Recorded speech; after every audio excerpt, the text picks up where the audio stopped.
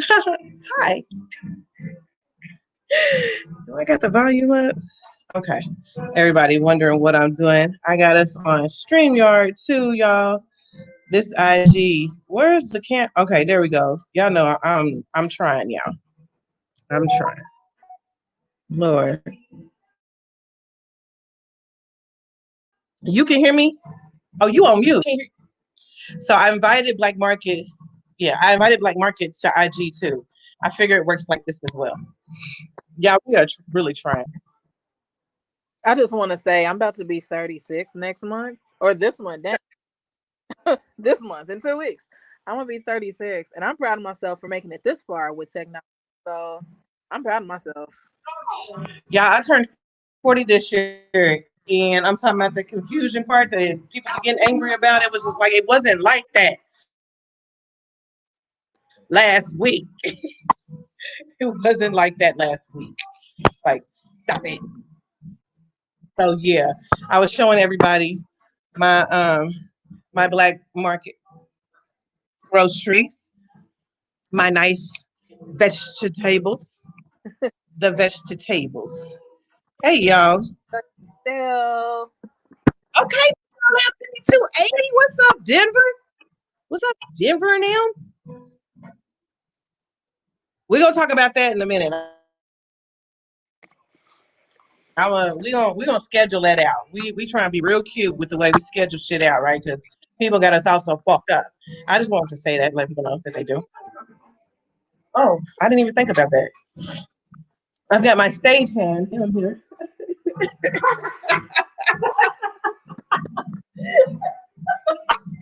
Helping out with the stuff. Why they throw away the compost box? I guess they thought it was like trash.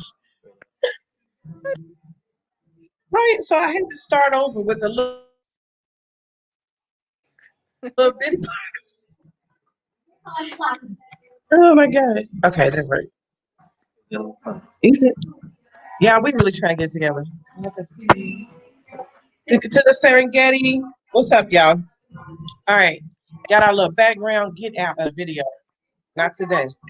Okay, say hi to Chantrice. Come on. Hi, Chantrice. I know, right? He gone. So first off, we are do. I did cut my finger, so y'all gonna see that it's gonna be pretty gruesome. This is not working right. He tried to do that. It's not doing like what it needs to do. We want to be able to do like a creative way to sum up this year, right? Because 2020 been like, bitch, what? That shit ain't working. Take this shit out. And it's just been like outrageous. So, oh Lord, here go Amber. I'm gonna add Amber onto the IG. Jesus. So, we were thinking, like, what can we do that could do in the year as well as like pop it off with Giving Tuesday and stuff. And we are always running around. And so, folks have been running around. They're going to be setting up at a different location. We got Felix, the Thief Fresh with a P on IG, and we got Badass Becca, Rebecca Ward with Clothe the West coming later. And y'all been seeing Tala all day long on Sign My Beauty. But we're gonna try to get everybody on here and stuff. You know what? I'm just talking, and I ain't even look at the comments on the other ones. Ain't nobody said shit. Okay. That's the private chat. Am I tripping? No, that's the yeah, we be trying to learn all this shit. Okay. And then let me get a little banner going real quick.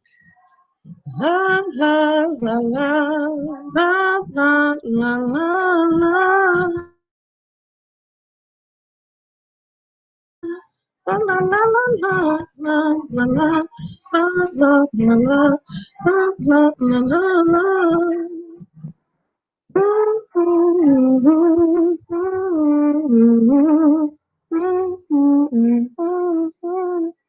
And let it scream across the bottom. Okay. Oh, yeah.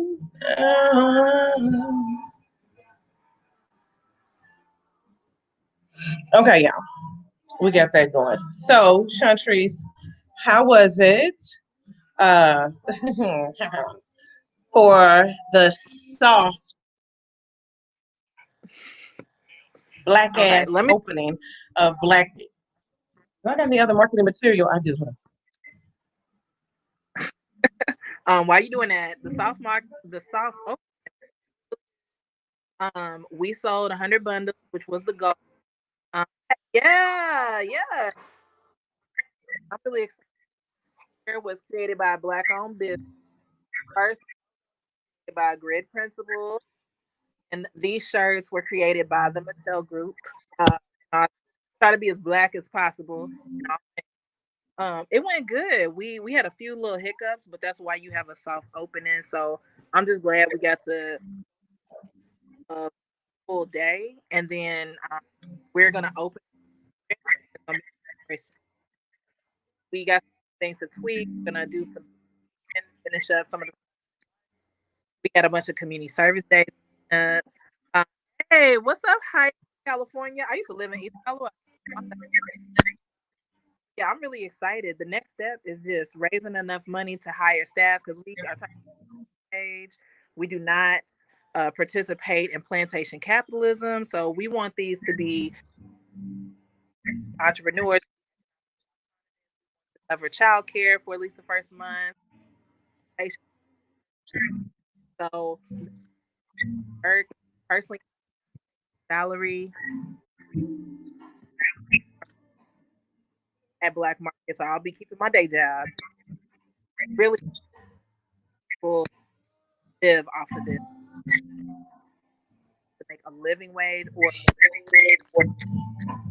wage $10 and $11. So I want to make sure I'm practicing what I preach and that I'm the type of business who cares about the community and doesn't just try to do it for profit. Like I'm really in over profit. So I'm excited about it. We'll do, we have even black businesses, black involved, help move.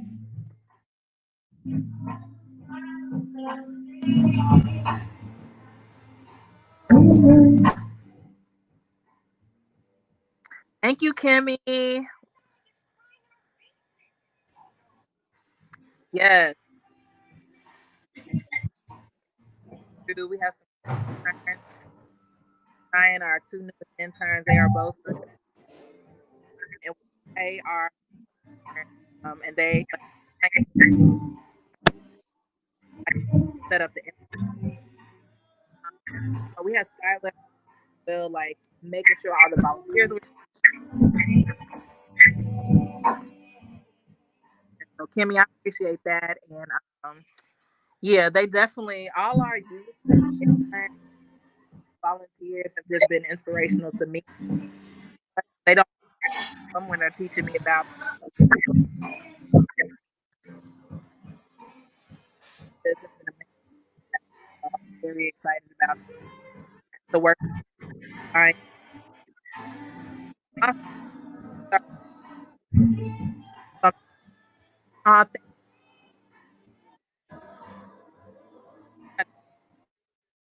there would just be vegetables like on my front.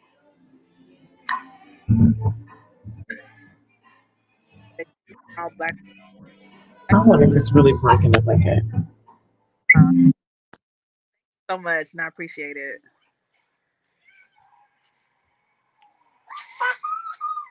I need you to come here. Say hi to the people. Say hi to the people. Hi, the people. You're ridiculous. You want to tell them what Black Market is? They might not know. Black Market is a market for black people. Wow. Basically, anyway. That was pretty good. So you heard it from my son. He's 7. He's gonna be an engineer, so don't worry. He don't have to do marketing. Yeah, the other thing I want to do with and for folks in the community, I worked with Shelton from the BLM Louisville Community Bill Fund, and we've been working on some entrepreneurship classes. They're free for anyone who has a felony or a misdemeanor in their past.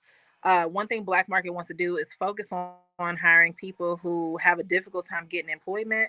And so with this series, Shelton has done a really amazing job of gathering folks together and giving them opportunities and resources, paid opportunities. So if you're supporting the Louisville Community Bail Fund, it's not just bailing people out, it's also making sure that they have something to bounce back when they're out. I've had the pleasure of hiring a lot of people from Louisville Community Bail Fund to work at Black Market, to work with Feed the West, to do deliveries, to do outreach, to help our elderly folks get their groceries.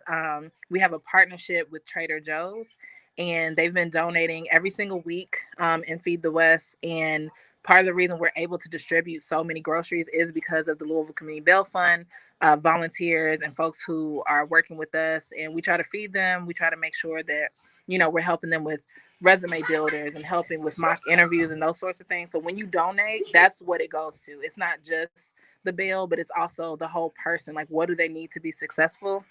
What do they need so they don't get in that type of situation again? So I'm very grateful for everybody who has supported, who has donated. Yeah, Kimmy, definitely shout out, rest in power to Travis. Let me see. Yes, World AIDS Day is today. Change Day, Change Tomorrow did HIV testing. I highly suggest everyone go get tested.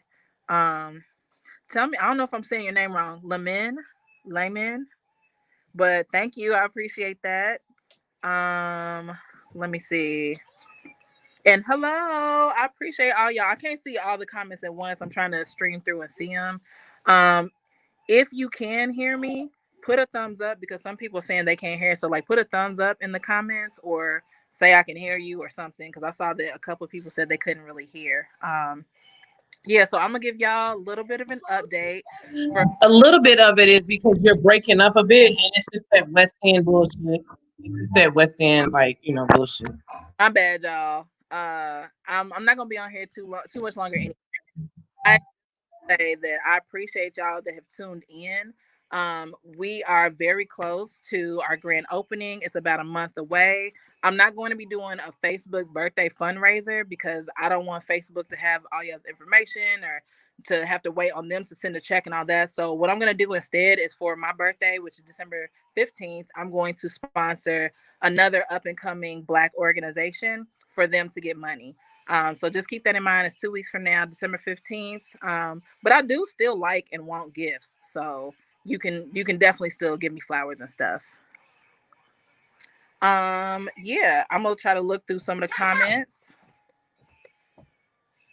Thank you, Virginia. Thank y'all for the thumbs up, Jennifer and everyone else who did the thumbs up. Thank you. I'm about to be 36. I feel like such an adult, y'all. Like, I can't even believe I'm really over here paying bills on time. And like, whoo, if you would have known me 20 years ago, or even 10 years ago, even 7 years ago, you'd have been like, wow. So thank y'all. Let me see. Yes, again, World AIDS Day, but we should know our status, period. Don't just wait until the end of the year. Like, I honestly feel like you should get tested every 6 months. And there's nothing wrong with it. There's no shame in it. Like, you just need to know your status to keep yourself safe, to keep other people safe, and just to be aware. And the more we destigmatize it, the less we have to worry about it being such a prevalent issue. Speaking of destigmatizing stuff, I had therapy yesterday, and I highly suggest people to go to therapy. It's not an insult for me to say go to therapy. I have enjoyed it. It's the reason why I have my stuff at least halfway together. So please, please, please go to therapy, get some therapy. I know it can be expensive. There are some prorated and free options. There's some group therapy options, especially during the time of COVID. There's telehealth, which can be cheaper or free. Definitely check with your insurance if you have it. I know not everyone has access to insurance. If you do, check it out. It won't hurt to ask. I highly recommend therapy. It has saved my life in so many ways. And I don't mean you have to stop praying or that you have to turn away from your pastor or your church or whatever. You can do both. I'm sure God would be fine with you doing therapy. And it probably will help you be a better, whatever your religion is, better Muslim, better Christian, better Jewish faith, whatever. So I highly recommend it, especially if you Black living in the United States, because the world is anti-Black. Ooh, happy super early birthday, Kimmy. I like people who were born in June. I tend to get along with people who were born in the summer. I don't know if it's like opposites attract because I was born in the winter. But yeah, in case folks are wondering what I want for my birthday, like I said, it would be great for you to donate to an organization. I'm just going to pick an up and coming Black person in the West End who is running either a for-profit or a nonprofit, and just like donate my birthday efforts to them getting the money directly. Because we know sometimes when you go through an organization like Mighty Cause or Facebook or whatever, they may take a percentage, but I want that person to get all the money that is being donated to them. And so I will also be donating my services for professional development that day. But yeah, I'm not going to stay on too much longer. I'm very happy that I've been able to be in this space with y'all. One thing I really encourage folks to do as it's getting colder, some of us might buy a new coat every year. Some of us might be buying new boots every year. But consider keeping your old boots or your old coat from last winter and giving the new boots or new coat to someone else. Change Today, Change Tomorrow is getting winter gifts, holiday gifts for kids in the West End. There's just so many opportunities. So don't always just say, I'm going to give my old stuff away and get myself new stuff. Try to do the inverse of that and keep your old stuff and give away the new stuff. So that's what I'm gonna leave y'all with. Thank you. Get that, I need to. Yeah, I'm gonna try to look. Yeah, self-care is important. I'm actually about to get me a massage. I missed the massage last week, so I'm about to get it this week. Let's see. Yes, definitely work on yourself. Definitely work on yourself. You're important. I mean, unless you're Donald Trump, but I doubt he's on here. But you're very valuable and very important, and you got to invest in yourself. Put the time into yourself for sure. I know I'm finna do that.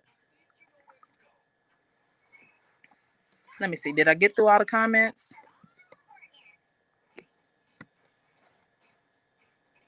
Yeah, y'all can go. I know y'all see the links in the comments for Black Lives Matter. We do a lot of community support.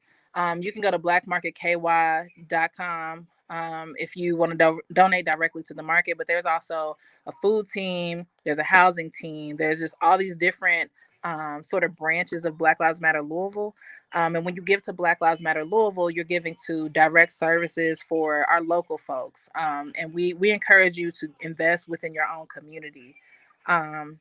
Yes, Vanessa, that's what I'm talking about. Like, we don't always have to just get the newest stuff. I mean, y'all didn't see me looking bummy on the news before, so I mean, at this point, it don't really matter. I know that when we was little and we had Angel Tree, like that meant so much to us. Those were brand new gifts. I don't know if Angel Tree still, does that same program, but when I was younger and my father was locked up, I would get those Angel Tree gifts, and I didn't feel like it was special just for the poor kids, or it was, I was getting somebody's hand-me-downs. I don't think it's anything wrong with hand-me-downs, but it's imperative that we value other people's lives the way we do our own. So like, if you wouldn't want no raggedy, used, dirty gift or coat or whatever for your child or for yourself, don't give that to somebody else. I know at the beginning of Feed the West, sometimes people gave us rotten stuff or stuff that was already open and taped over and all that stuff. And it's like, if you wouldn't get that for yourself, don't give that to someone else. Think you're doing them a favor. Like, we need to treat each other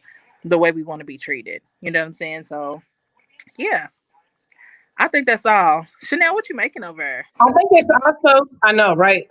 Vegetable soup with vegetables from Black Market. Hey, Black Soil Kentucky I think is the organization. No, Chanel, on the laptop. Ashley at Black Soil Kentucky is so professional, so well organized. Some of our other farmers include the Phonograph Farms at Reedsville, that's in Paducah, the Miller Farm, which is in Danville. We have, oh my goodness, I'm drawing a blank. Who else would be? Kentucky Greens. We also have Dillon LLC. These are all Black farmers, local Black farmers in Kentucky. And I shout all them out because, like, y'all realize as much as farmers be going through in the time of COVID and even before COVID, Black farmers are disenfranchised to a whole nother level. Like, people like my great grandfather, he was a sharecropper in Mississippi and then came up here. Like, Louisville was the North for them. And there are so many Black farmers who had their land taken from them, stolen from them. There are so many indigenous farmers who had their land taken and stolen from them, right? So when we talk about food justice and the food apartheid, one way to battle the food apartheid that a lot of people don't consider is investing in our local Black farmers. And like what they can teach you is just so amazing. I love talking to our farmers, because even things like, I didn't know that the color of the hen determines the color of the egg. So if you have brown hens, you're gonna have brown eggs. But the USDA does not allow you to have brown eggs for WIC, for instance. You have to have the white eggs that you see in the stores. So that alone shuts out some of our Black farmers who may have brown hens or whatever color hen, and they don't get to produce those white eggs. So it's important to think about those things, not just like what food do we eat, but where does that food come from? And I want to encourage folks to put pressure on Kroger and all these bigger corporations to get food from our local Black farmers. And I forgot to shout out Cleve Market, which gave us our deli meat. Hey, Zion, which gave us our deli meat and our cheese. And I feel like I'm still, Barber Farm. We didn't have anything from Barber Farms this time around, but Feed the West has bought from Barber Farms. I think I done shouted out all our farmers, but just take the extra time. Like, we drove all the way to Paducah to get some eggs. We drove all the way to Danville to get some green tomatoes, and it's worth it, I'm telling you. Yes, we love our Black farmers, and they love us. Like, our job as little city folks is to make sure that we are opening up doors, not just for us, but for our Black farmers, our Black entrepreneurs, our Black families, and those who support all those folks. I done said a whole lot, but I appreciate y'all. I appreciate y'all so much. And that's one of my youth interns, Zion, over there. Hey, girl. She's one of my favorite. It's a tie between her and Hakeem, probably. But Zion be playing me, so. Oh, what's happening? Just say hi. Hi. Hi, Zion. I was saying. What did you do at Black Market? I mostly worked at the cash register. And I put together bundles and everything like that. What's a bundle? What's a bundle? A bundle? What's I forgot. Wow. You didn't know what's in a bundle. I forgot. I'm sorry. It's okay. Isn't there food in the bundle? Yeah. What kind of food? In one of the bundles, there's like vegetables and fruits and cereal and peanut butter and all kinds of other stuff like that. Yeah, and one of the most popular bundles was the Blacklist bundle. So you get a big full of Black-owned businesses. Our eggs, our veggies, wow. It was off my man. We had honey from beings together, bee together, like, bees the buzz. Let me see, what else did we like? I guess some collarbone. All from Black-owned businesses. So that was one of our more popular bundles. And I know I keep saying I'm about to leave, but I am about to leave. I'm about to read this one more comment. Yes, Vanessa, shout out to the Black farmers. We're going to be posting a lot more about our farmers over the winter, because for some of them, they're not harvesting in the winter because it's too cold for their outdoor crops.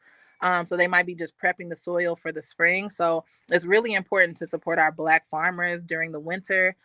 We will continue to source our materials from Black Soil Kentucky and all of our local Black businesses. So stay tuned on our social media at Black Market KY on Instagram, Facebook, Pinterest, even though I didn't pin nothing. Hakeem gonna do that.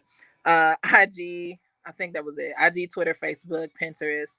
And then if you want to donate, you can donate on Cash App, $ Black Market KY. If you want to do Venmo, it's at Black Market KY. It's pretty much Black Market KY on everything. Thank you to Sean of Grid Principles, who not only designed our lovely logo, but also the website and helped me get the branding together. So I appreciate that. I appreciate y'all. Was that comment? Yes. The food production, the distribution, our hood cooks, all that. I need you. Come with me, mijo. So thank y'all. you can definitely go to the Linktree link. It's Linktree/BLM Louisville. And if you want to donate directly to us, like I said, Cash App and Venmo are the best ways, because then I can pay the farmers directly and immediately in advance instead of waiting. Also, one more person I forgot to shout out was Wells Made Company. She does our specialty nut butters, and those sold so quick. So yeah, I just want to shout all those Black-owned businesses out. Thank you all. From Radcliffe. Hi, Terry. Nice to, well, we already talked once, I think, Terry, on DM, but nice to see you on here. We are very, very excited to know any in Radcliffe. Please drop that in there so we can support as many of our Black farmers, ourselves, Black farmers. So maybe by the time next year, I'll have the whole farm together.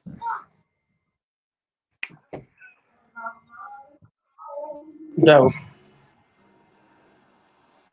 Yeah, I'm about to try to get these peppers cracking. See if I can't do some aquaponics. I have no idea about that either. I know aqua stands for water, so I feel like I'm halfway there. I don't know what a ponic is. Well, look, we can at least do that. Yeah, I can bring the water now. We got alkaline water from Health Daddy Wow, in case you haven't heard, as well as that's what YouTube was for. Watch it. Yes, absolutely. All right, but for real, this off here. I hope y'all have given money to Change Today, Change Tomorrow, Black Lives Matter, Black Soil. Make sure you're also giving yourself. I love you.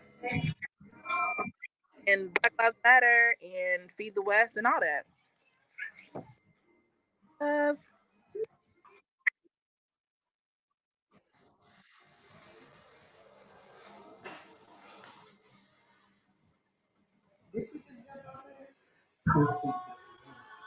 Oh, she was gone? Mm-hmm. Okay. All right. I'm about to check to see who else want to come up on here. Oh, I'm sure you do. She's not a cook, though. She do be kicking that healthy stuff and just like trying to make sure we can change our behaviors. That's all we can do. It's about transformation. Shout out to Black. I was eating it, but I realized we didn't have no chips, so I'm eating it with vegetables. Shout out to Black Market, one of the Black grocery stores popping up in the West due to food apartheid in the West End, purposely removing our grocery stores for us on into Shopley as well. So I'm glad she's there. I wanted to lift up some other posts that people were throwing down, making sure we lift up Travis and other folks that we've lost violently during this rebellion season. Remember, we are not done. And then out here, Chantrice lifted up the housing team and the folks that we have with it. I want to check to see if I have my reparation roundtable folks available. Hold on, somebody hit me about a housing situation now. Just got a mama housed in Lexington, so I want to see what I need to get her and then get started on getting her to some type of stability. What address? Do they have food? That's the only thing about COVID. We've relied on some ways that, middle class Karens and other folks have been able to like move stuff, Instacart, all that shit. Everybody's like using that now. We were able to do that for other folks who wasn't able to easily get to grocery stores or, just far away. You can go to the grocery store and get the things that they need for them. So it's just been real hard. The times lag, and now we're seeing the holiday season come up, and shit is really lagging. More people are taking that route of utilizing that type of job. I mean, it's an essential job, right? Motherfuckers need something to eat. And we just keep that was getting ready to get to that. We just keep forgetting that the frontliners are the people who are risking their life, entering stores over again around people and then having to go directly to people with goods and services. Okay, I'm seeing who's next.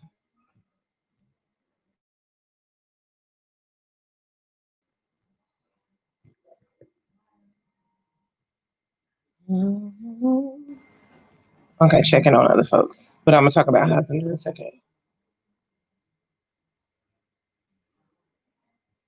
Where am I at?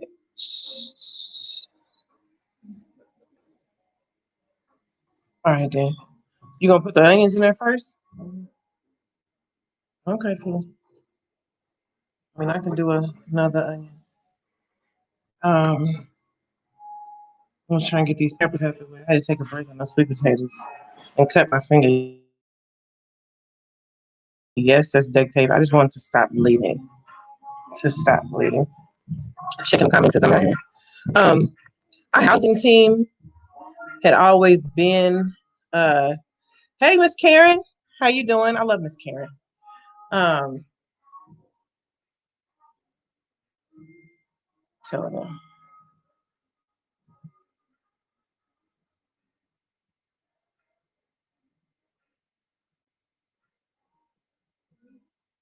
On every platform.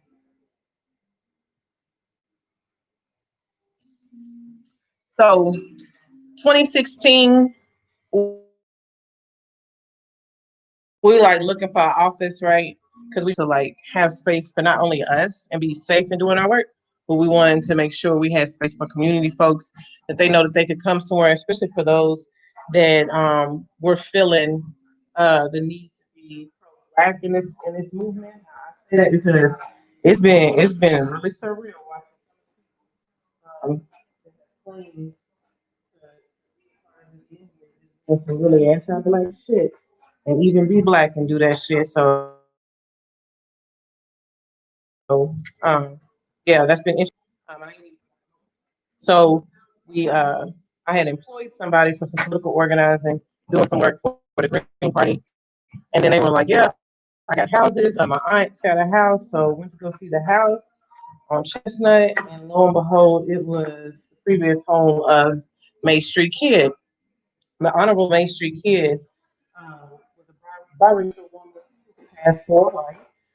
Actually has a book, um, Passing While Black or something like that.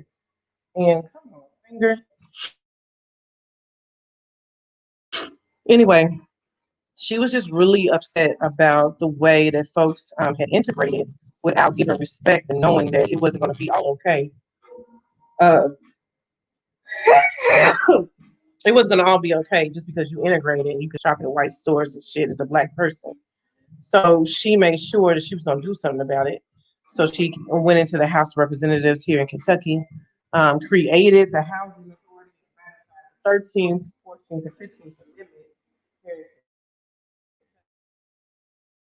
Amendment, and just gave it to people. She passed away in her 90s, but lived in her house the entire time. So the previous owner tells us a story about like how Miss Kidd would call her and be asking her, she gonna take the washing machine out in front of her back door. She'd be like, "Miss Kidd, this is my house now.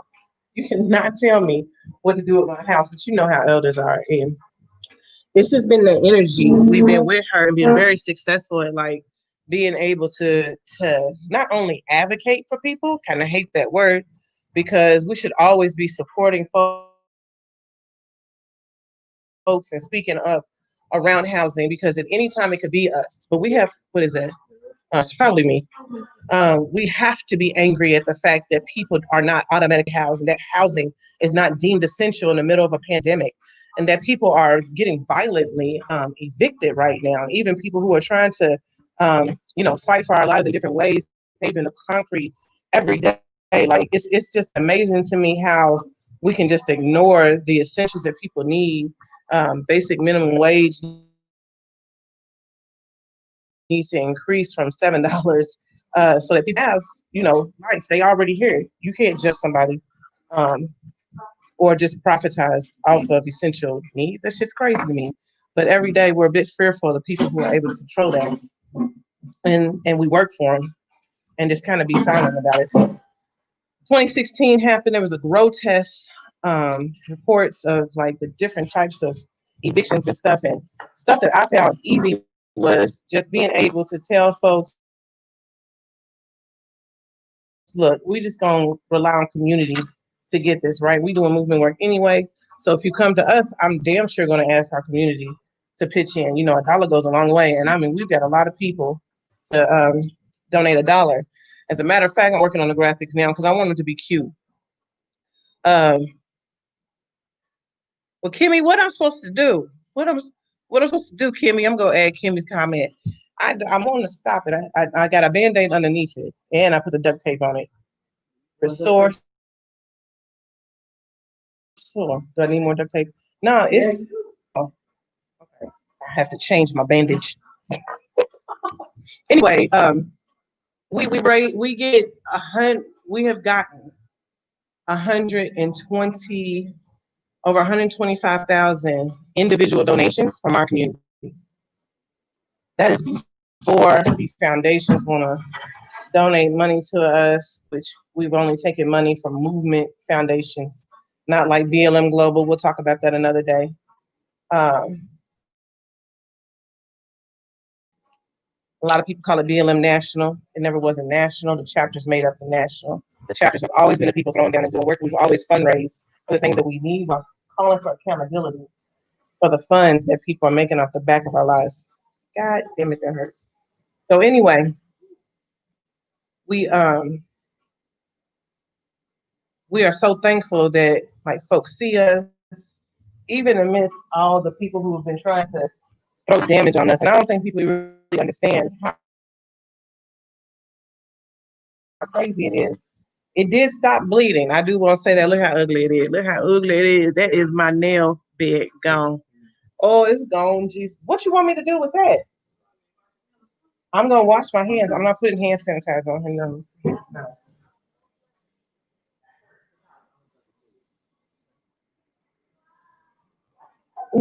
So, it hurts both ways. Okay, it'll wipe off.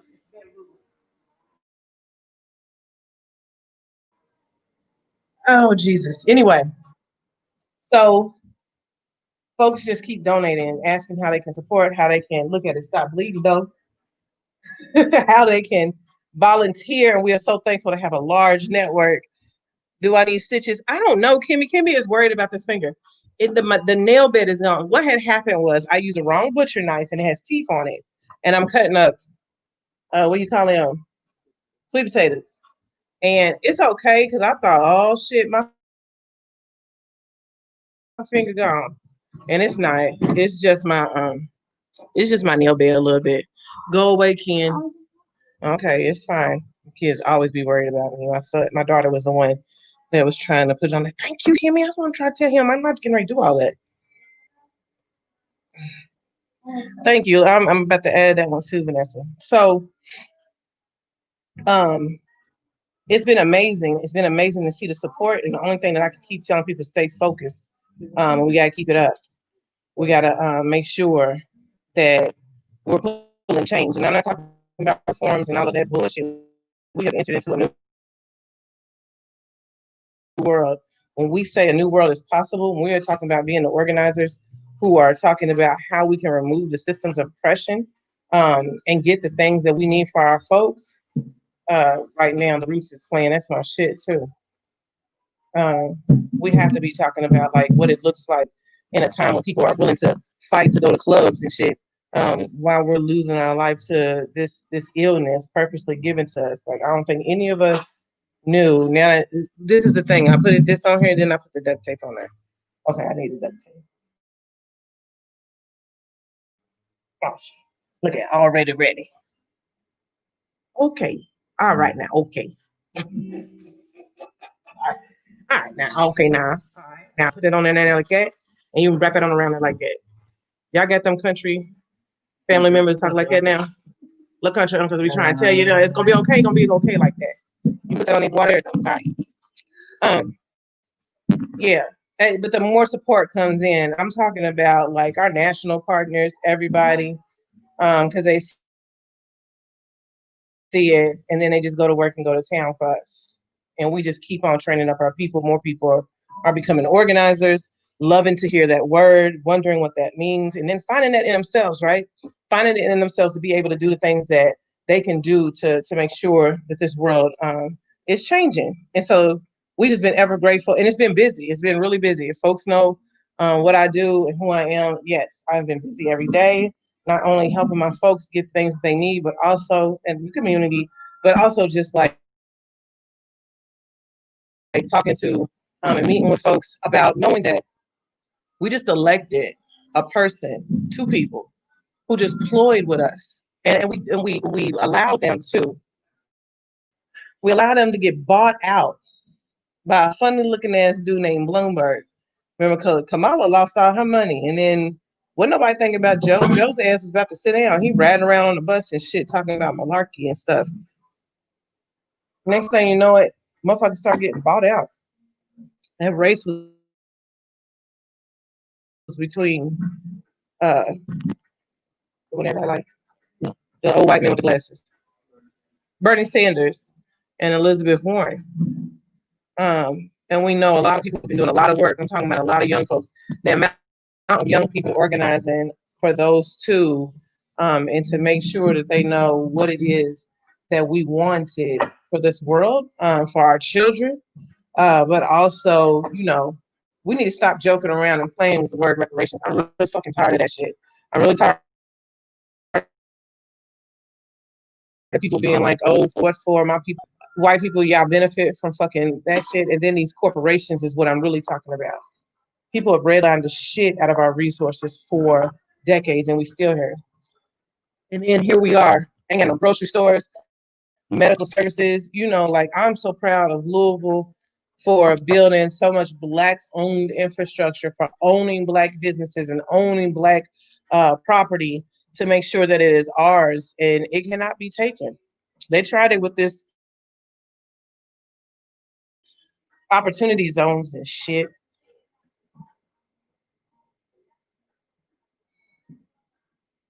Okay, she's saying I could get sepsis from the knife because it can get infected. Okay, I'll make sure it won't. Okay, cool. I'm gonna wait till it stops stinking. So, being in Main Street's house, we'd always be thinking about, okay, what is the budget gonna look like? What's the fundraising gonna look like for us to go ahead and get it? And we're just people who just be going ahead and get it. People be asking my budgets. We ain't got no budgets. Like, man, let's go ask for the in-kind donations. Let's go. Oh, I was gonna bring it out earlier. Definitely need that. I guess in here it'd be fine. We're just gonna smell like lavender, cumin, vegetable soup. So, really like, what does it take to get it? So we just be getting it. And we be finding heartache along the way. It'd be some of our favorite people that be fucking people over, that people be loving. Some of them look like us. You know what I'm saying? Some of them ain't got no edges. Some of them got kinky kitchens. It's white people. Look at here. And I just want to say that because you got to be living some type of way if you're running around like that. I'm talking about people with alopecia. Don't be trying to make sense out of it. I am making sense out of it though, because people put us in harm's way for the work that we are doing day in and day out, and to protect the people who are out here, making sure that we keep vulnerability low in our community so we can get the things that we need, especially around housing insecurity. So I was just trying to see if it was still wet. It'll come off as bamboo. So that's the new uncle saying, they're gonna come off as bamboo. So we watched this video of this Black dude. Now the video ain't out there no more. He has made a follow-up video. Monica, I'm gonna read your comments in a second too. She's messaging me. And so I just don't want her to know I was ignoring her. He's like, these Mexican dudes come to the house next door to him. It's vacant and abandoned, right? And so they like start fixing on it in the middle of the night and shit. And then he's like, it was brand new in the morning. And I was like, God damn, they just had a whole party and fixed up a whole house and it was brand new in the morning. Now, did that really happen? It might, because you know, people be going ham, especially folks that are from, and like, let's be real about this, people who come from areas where you have to build, where you have to build your housing and stuff. We have to think about like some of the skills that have been taken away from us so we can be susceptible and very complacent to the systems that they have created, like fixing shit. We have gotten like 2 properties that are vacant, a turnkey, and there's things that need to be done. And even in the turnkey, it's just like, fuck, you know, we really got to think through the process. It's not second nature to us to go ahead and do it. We got to be where it's just a part of us to know how to fix shit, to know how to build stuff. We have to. Anyway, we was like, fuck it. Let's just do it. Let's just brand new in the morning. So if you see my Patreon, that's what that's devoted to. It is low. And our housing, let me put that link in there. I always say it at the bottom. Go to the Linktree link. You see all the other links. That construction link helps pay for the things that the contractor needs. I've been wanting to say this for a long time. I was going to say it when the first house really was all the way complete. But we have given so much to this community, not only in our services, our hard debt. We didn't get our ass beats on these streets. We didn't beat ass on these streets. We didn't done all type of stuff. We have actually like given so much away, unbeknownst to us, people stealing this shit. But and it's bittersweet, right? Because we could have easily supported people getting some of the things that they needed instead of stealing up out of our houses and shit. But that's the nature of poverty, right? Whatever. We're just thankful we have a community that, you know, if I tell you, you'll be able to help me find the stuff again. And that's what we're really thankful for. And that's who we really answer to, is the folks who are willing to be like, that happened, how can we help? You know, shit's horrible, but how can we help? So we bought our first house in 2018. It needed to be gutted, it needed to be waterproof. We had to tear off the back, we had to do a lot of shit. And people tried to give us some houses. They were horrible. They had liens on them. It was like, y'all could have found this out beforehand. I'm assuming people would give us stuff that they wouldn't look before. Whatever. Doesn't matter, because it's also part of us too, right? We want to be able to like gain the resources and get it to the people and be like, look, dude said you got lien on it. Like, what do we need to do to get this lien off of it for you? Right? Phone's blowing off.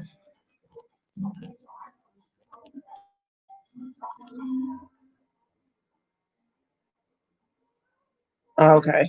I'm looking at all these messages came in. Yeah, go ahead, Ma. What did Rebecca? Oh, Rebecca can give you this link.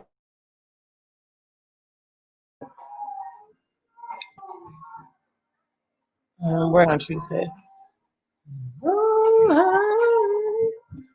Hold on, I done messed up the IG. Told you I don't know what I'm doing. I'm trying to do it. Okay, so had different contractors and people come through do work. Why is it so hard for contractors to just stick to a fucking job and get it done? But I'm not saying that because I don't know what be going on with people, and I don't know how to do the shit. So, got a contractor. They also are into Black Power like we are in building.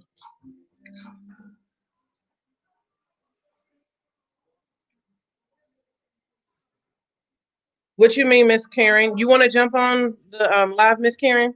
I can give you the link so you can jump on to see if anybody wants to jump on. That'd be fine.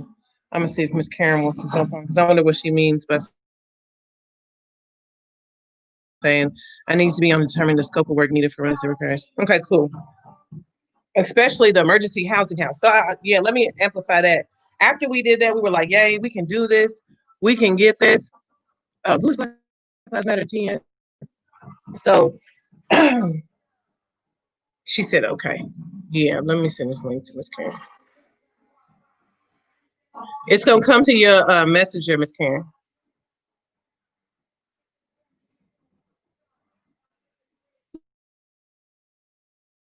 You're gonna see the link and then you just join it. And it's very self-explanatory, very easy,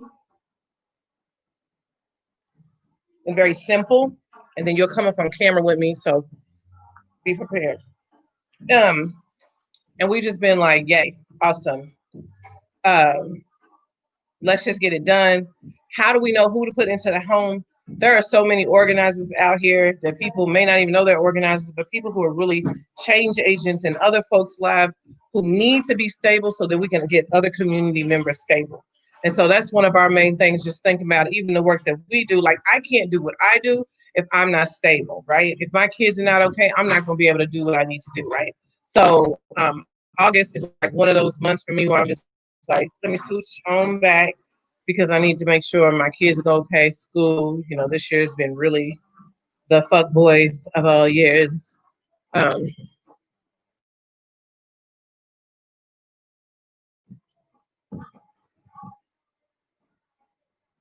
You're added.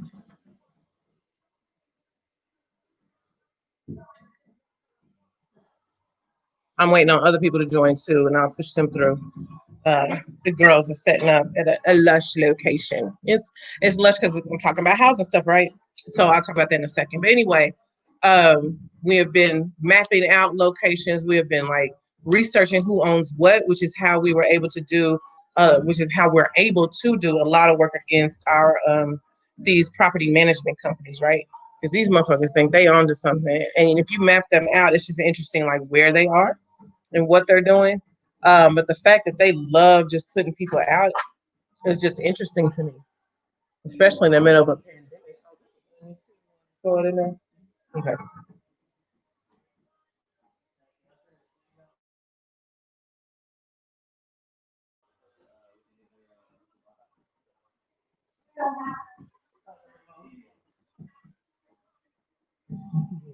So looking at all of that has just been interesting. And then, you know, a few years gone by, getting folks stable, like really getting the emergency plan down, holding a lot of holding a lot of people accountable, very much accountable for the way that they gatekeep refunds, right? Gatekeep resources, detail what housing is and what housing isn't, how they're sending things out to council or to legislation without actually getting to our communities. And what's frustrating is they have the resources to make sure that they can get these things out to everybody, right? If they can market for all these different silly ass events and nutcrackers and shit like that, and I know those are certain organizations, these people are bringing in the same amount of money, especially when they're doing these profile type research projects and housing reports costing almost $250,000.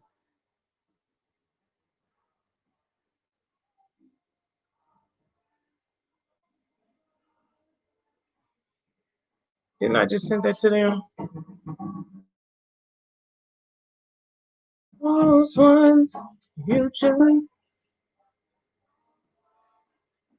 Yeah, just jump on the link, Rebecca. Tell her just jump on that link. I just sent her a message. So, said one of the messages failed, didn't it? So anyway, the major thing that we've been consistent in doing is just fucking doing it. I think this point, whether it's successful or a failure, is because it's just not ever been done before. We just do it. And what I do know is it's just like other people do it too. So like, okay, yay, helping create motherfuckers to do stuff. But our thing is we're doing this out of Black liberation, the need for self-determination, the need for Black folks to know that they don't have to fear anybody but be safe and wellness in their communities. So things like that, so that we can not have to deal with oppression and move past the stress of oppression. I mean, like, so many people my age are just stroking out, heart attacks and all type of shit up out of here. What you mean it don't let her cook it?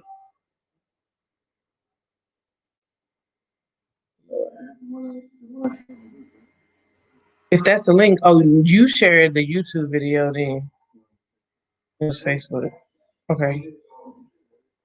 I'm gonna do it again. I'm gonna send it through Gmail because I don't be knowing what people don't be knowing.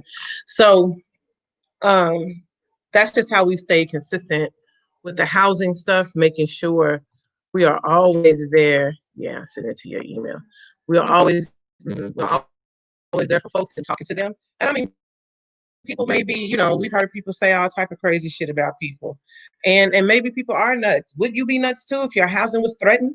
Like most of you all are not joining Cancel the Rent right now with a very national campaign to be like, look, this motherfucker relinquish the power of the pandemic team to make us all be susceptible and have to shelter at home.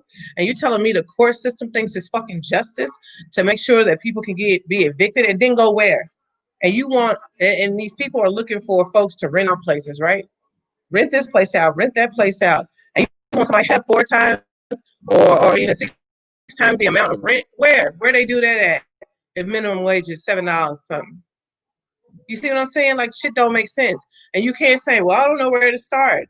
How about like making sure that we are researching what it is that we need to be saying when these things happen. I ain't telling you to go, hotepish and go watch a YouTube video. What I'm saying is there a host of organizers who have put resources together for us to learn what it means in this moment to not only just cancel rent. When we say cancel rent, we're talking about all the shits. We're talking about utilities, because how dare you? We're also talking about mortgages. If we got to cancel the rent, we definitely mean like relinquish people's mortgages. And what's crazy to me is they're softer with landlords than they are with the people who are renting and need their homes. So that's been frustrating. So in this moment, it's also been Magical Negro season, right? So very strange that like the work hasn't stopped that we're doing. I mean, the things that we've been training for have come to light this season. We have an uprising and a rebellion. I can't even imagine. Y'all can't even like, Lord, here goes Shelton. And he jumped back off. Tell him jump back on and we can talk about LCBF work. They're like, the foundations that we wanted to like get funds from, not a nonprofit. We on like Obtain to be. We have fiscal sponsor because folks do need to send large amounts of money. And then some people think that they need a tax write-off for like $20. It's fine. I get it. I do. So we definitely been just shocked at like the support of folks like sending funds in from those places. Like that's been outstanding. Having those conversations with people and letting them know the lay of the land and what's going on and who's doing what. And so I'm gonna ask Shelton while I'm talking about this because we're talking about the funds that are coming through.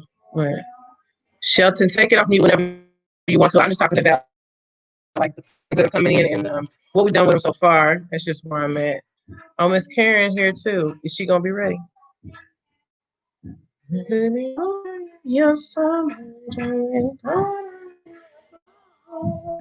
Okay, so we've always been like, we'll make sure that the bulk of our money comes from our community. And that's the people who throw down with us. That's the people who have our backs. That's the people who are here.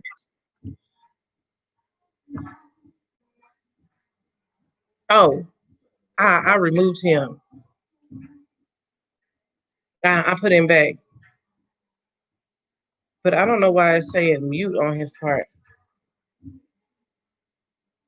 Oh, okay, take yourself off. Can you hear me now? I can hear you. I've been able to hear you the whole time. I added Miss I haven't been able to hear Karen you too.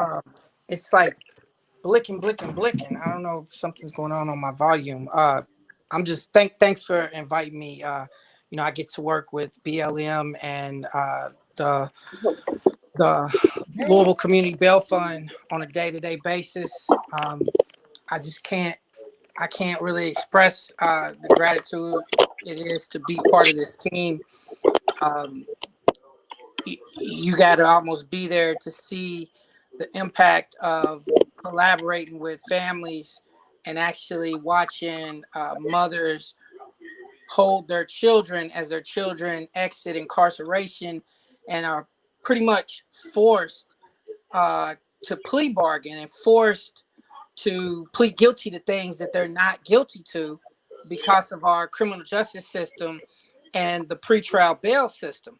And, you know, all due respect and thanks to Chanel for the grind that she's been on for the past decade and a half, to be able to bring the resources to bear to challenge these corrupt institutions that have perpetuated hate and violence on our families, and placed so many people in danger of coronavirus, placed so many people in danger of high levels of violence, from corrections officers that are abusive and discriminatory. The work that the Louisville Community Bail Fund does is on the level of abolition. I mean, it clearly takes and gives a human being the right to defend themselves from freedom with their loved ones, and to be able to walk in and look at a judge and explain the circumstances of the case. And that's not what our criminal justice system is set up to do right now. You know, the it's like a cheat. It's like a cheat for the prosecuting attorneys, because hey, they got you sitting in a jail cell trying to tell you to plead guilty to something, and they'll let you go home. And that's a corrupt system, and it's perpetuated on the backs of blacks, and the highest level of people impacted by the criminal justice system are black women. Hands down. We might see more black men in jail, but the black women go to jail with them, because they're the ones that are taking out of their rent money, taking out of their mortgage money, sending money for phone calls, sending money for lotion and soap. They're the ones that come up with the money if somebody is bailed out. The bail industry made $1 billion last year off the backs of black women. Black women. That's who is taking the brunt of the brutality of the criminal justice system and pretrial incarceration. So, you know, I'm so honored because I get to go and spend time with black mothers who are bringing out their black daughters, who are young black mothers, so that they can be with their children. And the children, the mothers are being faced with trumped up charges. I'm talking about allegations that are so bogus and so exaggerated and so falsified, because the system has to have black bodies as fuel for their industry. I'm glad you brought that up, because I love it when we're in a movement based on abolition, the abolishment of the criminal justice system, the criminal justice system that you out there marching for every day, and people want to attack a community bail fund, not knowing that we're part of 2 national and international networks. But to know, like, that's the reason why you're fucking out there, because the criminal justice system makes almost $700 billion off of poor Black and working class people losing their jobs every day. So there was a story that was put out there, and especially, you know, like, oh, this person lost their bail. That person was in jail, but that person also is ashamed of knowing what support is. So it's hard to get folks to know that, like, you can depend on support. It's not a handout. And that's been some of our hardest conversations with our bailouts. And I definitely want Miss Karma to talk about her situation. Miss Karen, Karma McKnight, it's the yogi, infamous yogi in Louisville, who came in on a whim for me when our healing folks had to quarantine. But this man is in jail, and folks have health issues. Folks are just like me and you, and maybe they do take that other side of the pill and commit a crime, right? Some people are doing stuff out of trauma. Some people are doing stuff because, you know, they just don't know. And it's not saying you don't know right from wrong. Everybody know right from wrong. But we're talking about, when you're talking about the livelihood of yourself and your life, there's a lot of stress going on right now. People don't know if they're going to get fit. People don't know how they're going to eat. And people take shit out on each other, especially in close proximity. Andre Clayton, who has been able to allow us to tell his story, and we'll post it again with audio. Like many people inside that jail, we have hundreds documented on our list who call us every day. We had to set up a hotline because, and I'll talk about it later, but people threw my number in jail and thought it was funny to try to think they would throw me off my game, thinking I was gonna get harassed or something by these people, and these people start telling them in jail about how they were treating folks, cutting off the water, cutting off lights, not giving them any type of medicine, throwing COVID positive people into other rooms with other people. And this is regardless of your crime. Like, I know some people want to be like, oh, well, throw them in there with the murderers. Murderers ain't gonna be in fucking jail like that. They go to prison, or you gotta get your trial. They put them in a different room and shit. They not putting you in the dorms with these folks. And so that's what has been going on at LMBC.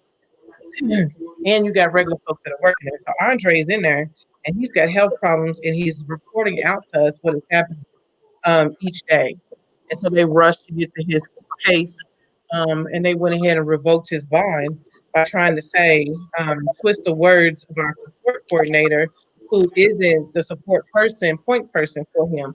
Everybody is appointed a support person by our social workers. So that's Shelton, that's Kanisha, that's Jess, that's Missy, our white counterparts who are doing this work out of reparations, because I just threw the damn trash in the bag with the leaves.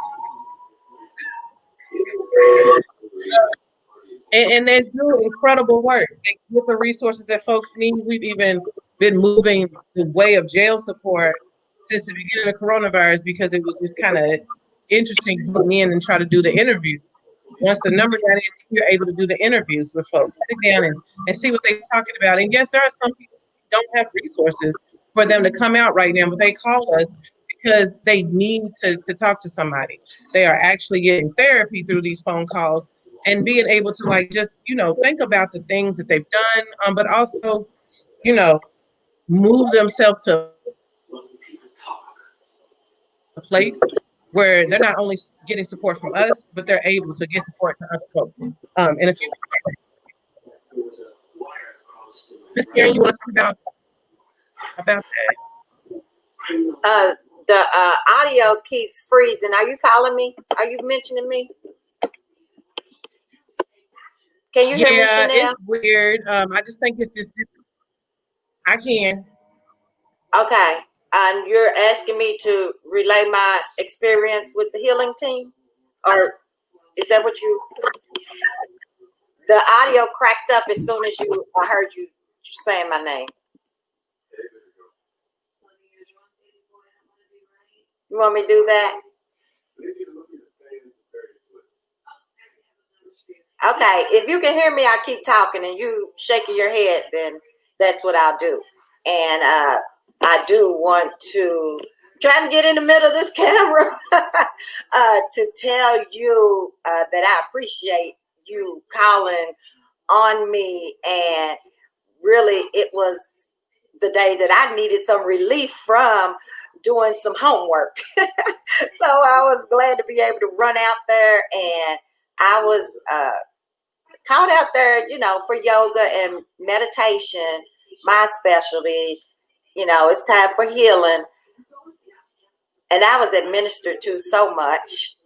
I mean, I became a participant, and I know it's okay because anybody that's grown up and realized that they are in this system that's oppressing, continue to oppress us, needs some kind of healing. And I didn't even know anybody's situation that was in there. I partially understood what was going on, but we were all just telling our story and just receive support from each other by talking with each other and not judging each other's for anybody's situation. We come from different walks of life, and yet we're on the same path. And for any given moment, it could have been either one of us that I understand what they had gone through. So I'm glad that I was able to be a part of it, and will continue to be a part of the healing team. I've been invited, and time has opened up, and that's why I'm on here. couldn't pass this up. But what I had mentioned, Chanel, just in the messages, my comment was about when you mentioned that as you walk into this building, this structure, and you don't know, basically what you were talking about is the scope of work that needs to be done, even if it's a turnkey facility, home, that something has to be done. But I have a scope of work for renovations under my belt. It's kind of new. It's kind of new, but I will help you in any way that I can. And I want to bring you back to something too. When we ran into each other in front of, well, it was at 5th and Market. And I was like, oh, Chanel, I knew you had been talking about housing people. And I had just started understanding the real estate situation. And I was like, we can do this, we can do that. And I was like, when it's time. And if now's the time, now's the time. I'm telling you, I'm at the ready. I'm at the helm. Okay? So I want you to know that. At the helm. Hey. I want to make a restaurant called On the Helm. There you go. I do with our recipes from our family. And ate up all the Let peppers it fucking be around. known. I want to look that word up right now. Isn't that the leader? Come on now. Yeah, it's like the crease of something, the front of it. Yeah, That's yeah. what it is. And leaders Yes, not it is. only have people, you're not only, I just posted something just now. The greatest thing that you can do for a person is not just share your riches, but to also teach them what theirs are. And that's what a leader does. They develop more leaders. And you had also said that it's not just about giving a handout, even if you are supporting somebody, this is a bridge. What we want you to be self-sufficient so that you can come back and do the same for somebody else. Because we all have gifts for one another that we can, and they're best expressed when we're helping somebody else. So that's what I want to offer. Speaking of that, I'm trying to get the girls on here. They was right there. Who've been banging out, and they look real cute tonight. But I was so thankful, and I was like, I gotta call somebody because we had a really fruitful conversation the night before with the guys over the fireside when we start talking about the portion that would be healing. I mean, they just start diving in, and then talking to each other, trying to help each other, man. You need to make sure you stay on that healthcare and, talking about the symptoms. And it was just really fruitful in a way that people can come together and talk about those things. Seeing one kind of struggle with actually talking about it, but then like really coming to fruition, I do need to talk about these things. I got children, and I want them to be able to say it. Exactly. Because we have to realize that we have always wanted better for our next generation. And we're living through hell, and we not realizing that we're teaching them the same hell that we're living through. They're learning by example. We have to understand that we can learn better and therefore teach them better. And also something that you just mentioned. Oh, we have to stop believing the hype that Black people don't want their good health. I can't tell you how impressed I was that these men were ready for yoga and meditation. They wouldn't let me leave. Time was running short for me because I had to go work that day. But they were like, did you come to do this? And I was like, well, yeah. And basically, I had been fed. But they were like, well, we want what you giving too. And we are after our mental health. We're after our physical health. And therefore, that's where our soul would just be helped and feel better. Mm-hmm. We can't keep believing the negative stereotypes that have been perpetuated by those in power even if we have kept doing the same thing, because it's what we've been taught. It's what we've been taught. There's something new out there, and we've always been reaching for it. We've always been reaching. Yeah. So that's what I'm saying. Exactly. And I think just sitting around sharing those conversations make it more comfortable and building out to supporting them. We got a organizer who's in medical school, and he's like, I want to be out there with y'all. We were like, no, we need you in there. Like, Right. just get through. Yeah. Yeah. Exactly. Because what it is that you're learning, we will need it. We got it right now. This is what we got right now. So we're doing this, but you keep doing your thing. Doing your thing. We need those learning the system. We have to be in the system to learn. You know what I'm saying? I hope. No, but for real, yeah. Yeah, it's like not just in the room, but at the table, in the chair, because you can be at the table and serving. No, how about we sitting at the table and you asking, we telling you what it is that we want. You know, we got negotiation going on right here.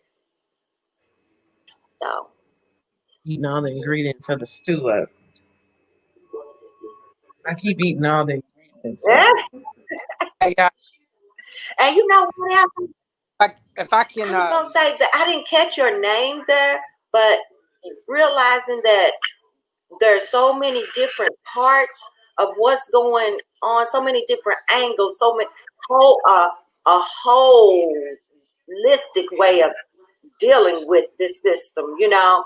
And for you, Mr., to be part of that, you help me out with the name, the Bell Fund. Yeah, Louisville Community Bell Fund, and I'm okay. Shelton, by the way, and thank.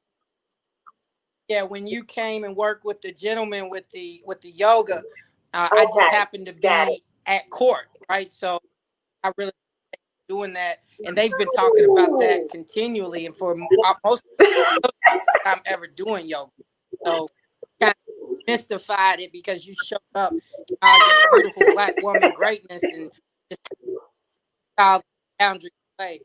I do want to say, Chanel, we got a mother who's joining us on Facebook Live, and me and her, she's down in Hardin County, and she reached out to us, and you know, interesting enough, her daughter was jailed for fleeing police.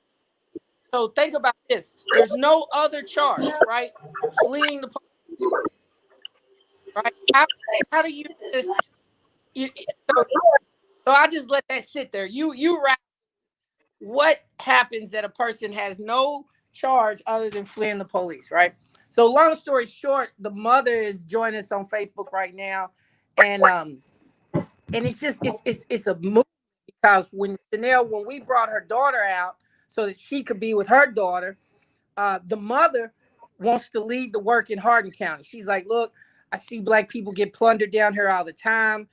We're right outside of Louisville. I'm willing to do what it takes to help BLM, help Louisville Community Bell Fund, expand their reach and help people, because in rural communities outside of Louisville, although we're getting the boot on our neck, Black people in rural communities are getting the boot on their neck twice as hard, if you could imagine such. So I just wanted to give her a shout out. She just joined us on Facebook Live, and I wanted to elevate and lift her family up. They're doing great, and so thank you. She wanted to jump on. She's on Facebook Live. I see. If you want to hit me up and text me, I'll send you a link if you want to jump on, because we've been talking about you and we're really excited about you. So send me a text if you want to jump on, and I'll send you a link. Okay, check your messenger. What she say? I'm gonna send it to you anyway. Sending it to you, Shelton.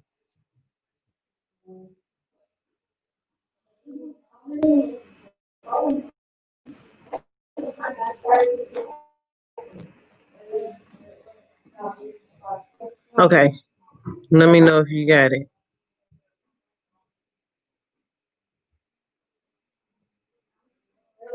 Trying to get the other girls on.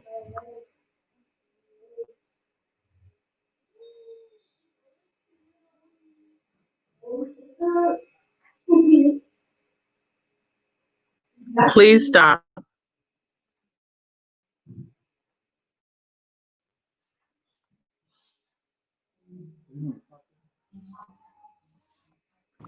Yeah, in the drawer. She her and her family from Louisiana, and we on the ride. You know, we spent a lot of time together because everything in the system, you know, is antiquated, and so you know it takes 15 people to push one button to release somebody. I always find it wild how they get you in there in seconds, right? It don't take no time, but we've paid bails and had to come back the next day before people have been released.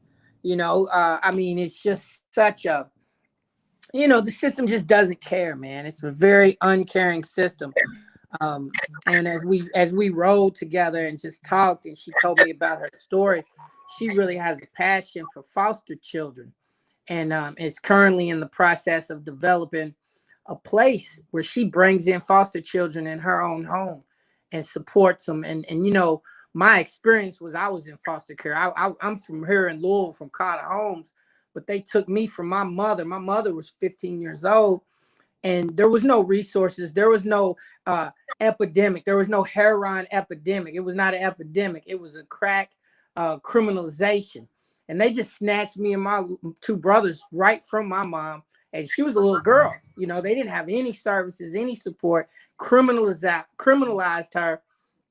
And then the idea that they had at the time, y'all, was they was taking Louisville urban kids and sending us to rural communities because they thought that was going to be the way to change us. You know what I'm saying?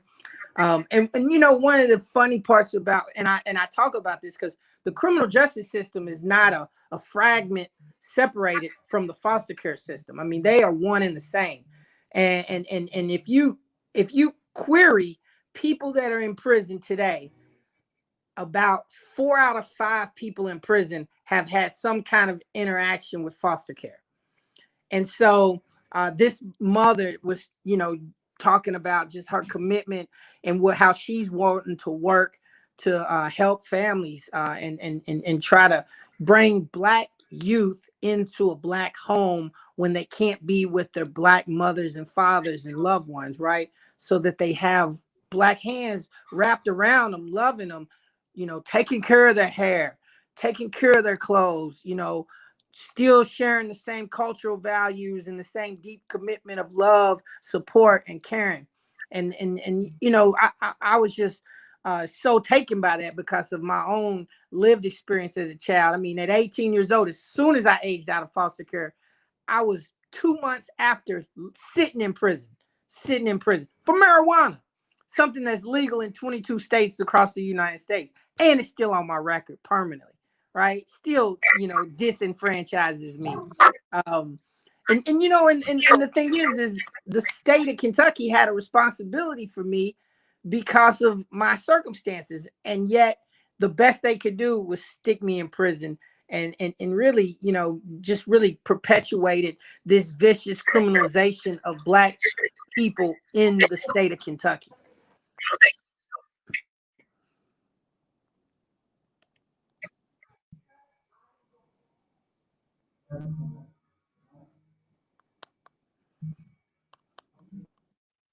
It did for you too, Karen. Yes, I'm here. And that was a good point you made, Shelton, about that's another part of the pipeline, the foster care system. Then that's what immediately came to my mind with the pipeline to prison. And when you said that the foster care system was a part of that and shared your story, that was an eye opener. That's an eye opener. Yeah, I think we were wards of the state, and we were with family though. But I think the way that they make sure that they try so hard to prove that families cannot take care of their loved ones is just crazy to me. And then the language that other folks use to make sure that they can support the state taking away their children, really, really is what I think made me want to stay in community work. My grandmother was a social worker, so I do get a lot of my talents from her, just watching her and stuff, and uh, how she does. But yeah, like, you know, knowing actual people who've had their children taken away, and just the things that they make them go through. So like last year, I had a mama out of Lexington, and she had just given birth. She was still in the bed, and the social worker came to her and talking about she's getting ready to take away her child, like she, and literally told her, "You will not leave this hospital with your baby." And it's just like, who the fuck is you gonna tell somebody, you know what I'm saying, they can't leave the hospital with their baby? And never told her what she was having her child taken away for. So at 2 days old, this baby is separated from her mother. And this mother is just going through it. You know, I and we always talk about Black women being so strong, but I don't think it has anything with being strong. It has to do with the fact that anytime that we're showing weakness, it's a thing of being incapable, or like our vulnerability isn't enough.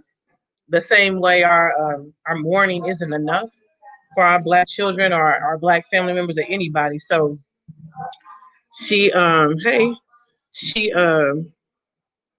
she did all this running around. I had to take her to different places and stuff, and it was just so sad to see her having to like rip and run, and she can't even sit down. Just had a baby. She got her baby back after a year this May, but it still was just really, really sad to see that. It's a lot of damage. It's a lot of emotional damage that goes on with that. I can't imagine that 2 days. 2 days. I was pissed. I was hot. And I mean, we was talking to all our folks. We were even trying to make sure that we could get the baby to a Black family, you know, just all those things. I'm just going to say that's important. And ain't no diss to people who, because I do have a person that I know that is white that is raising Black children. But, you know, our culture is a thing. And I think people just want to gloss over that. Like, most of this, people call it spiritual warfare, but it's us losing our culture and how much we need that, and instilled in our children. Yes. History is part of that. So it was just scary, but luckily for the Black family. But still, you know, putting her through drug tests and shit, and parenting classes and stuff, like she wasn't already a parent. It's just crazy. That's fear, putting fear into you, activating it and traumatizing you. So then it's something else you have to heal from. So that's damage upon damage.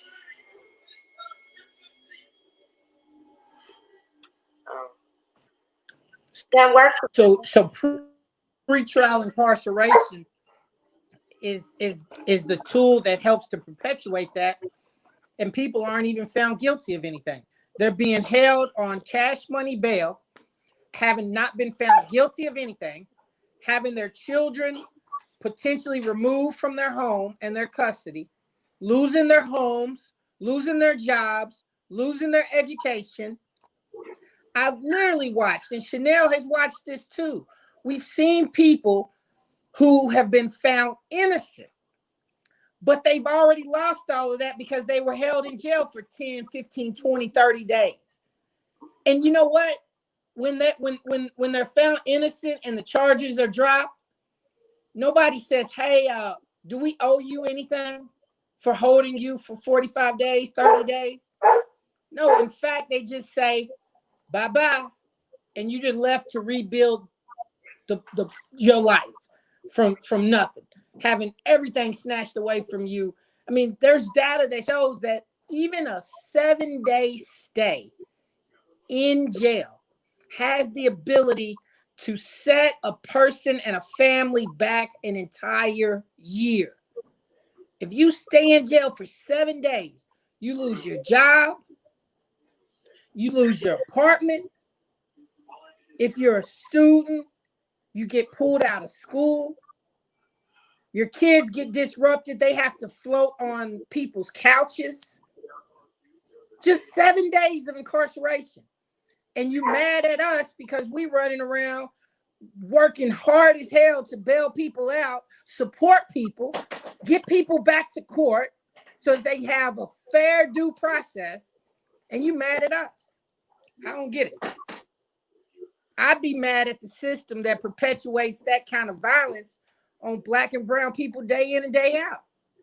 That's where I'd be mad at the system that perpetuates violence on Black and brown people day in and day out, but you mad at us. Mad at us because we simply fundraise the money, bring them out, meet with them, love on them, try to find out if they need employment. Would they be interested in participating in some yoga? Is there anything we can do edible, some good hearty food? Is there what do you want? What's your vision? What's your hopes? How can we build together? That's what we doing with our people when we bring our people out. We building community. They part of our community. They are network. How can you be mad at that? And guess what? Right. The thing is, they're not going to get that in jail. They're not going to get that in prison. So you can't hope that that's the best place for somebody. What you're hoping is that people get tortured in the same manner. But like, who are you and who are we to say that somebody needs to be tortured? Right? Like, there are still things that are, if you want to be trying to quote Assata Shakur, and if you want to try to quote Angela Davis, and if you want to keep trying to lift up all of these Black leaders and Black organizers who were here before us, some of them that are here now, you have to read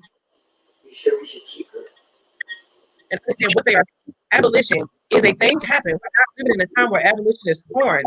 There are plenty of countries who are living way further than what the U.S. is doing right now. Like, it's Trumpism and McConnell and all these people, they need that so their pockets can get fatter. Like we always quote that Tupac, but I mean, that shit is real. And like, people don't want to hear that because they feel like it interferes with their life. You don't get freer by making sure that the system stays intact. Oh. Everything that you. Oh. Yeah. Somebody in the chat said they actually send you a bill. I see that. Lachey said that, and I'm gonna tell you, 100% they do that. If your mama tries to send you some money to get some stamps to write her, they gonna take off the top because they say you owe them for you being in jail. They charge you some kind of hotel luxury tax. Wow. Oh yeah, we have many clients, folks we brought out, they owe the jail $150, $200. They can't even get money put on their books to get some soap, lotion, a hair comb. Because if they get the money put on the books, the institution's gonna take the money, charging them some kind of tax. And let's not even talk about the cost of phone calls to your loved ones. Let's not even talk about that. Let's not talk about the multi-million-dollar contract that the city of Louisville jail has with the phone provider. I'm saying, I didn't stutter. Multi-million-dollar contract that the city of Louisville has with the telephone provider. Securus. Well, yeah. The telephone provider is named Securus, and it's so faulty that the folks from jail have to call us, which is why we made the hotline, because we need people to catch those calls. Those calls don't come through smooth all the time. They get cut off, or they go through this little bit of a part that says your call couldn't be connected as soon as you pick it up, and then let you go on through the call. So we're thinking about, like, if it ain't us knowing that and catching that, if you're loved one on the other side trying to insight, like, how you feel so separated from how separated you feel, and how you can't state that with other people because you're talking through this fucking system that's theirs. Reminding y'all that this shit is a privatized system. We are not talking about state or federally funded. We are talking about the people at McDonald's. We are talking about the people at Home Depot. We are talking about all these companies and corporations are buying into corporatism, Trumpism, McConnell's shit, buying into the system to make sure that we stay in jail. Because it makes them money Because it makes them money. and ruins generations. Really perpetuates generational behavior. Property. So that, Yeah. the poverty, so that they can keep their money-making system going, which is the jail system, the penal system. And whatever support, whatever feeds, like the phone contract. So many contracts I never would probably even think of. But yeah, all of them would have to be perpetuated and supported by the prison system, the jail system. And at the same time, when we talk about workers' rights too, in the jail, we're talking about everyday workers who are there just making up their job as they go. We're talking about people who are, oh, I got to bring water to these folks, or I got to bring their food, and you mad at them because they not paying you enough. The jail is not paying you enough. What's fucked up in Louisville is they can fight against that, but nobody gets along with each other in the entire system. Like, what the fuck, y'all? You know what I'm saying? So how are people supposed to go into this jail? You're really locking people up and putting them in a confined space in the middle of a pandemic. So we're not talking about anything that's more torturous. Like, it's in the middle of a fucking pandemic, and you're saying, oh, you need to go up in there. You're not even looking at like some of these folks that we've had to bail out because of health issues, or they're organizing and telling on this shit. And it's really beyond me that people would be upset because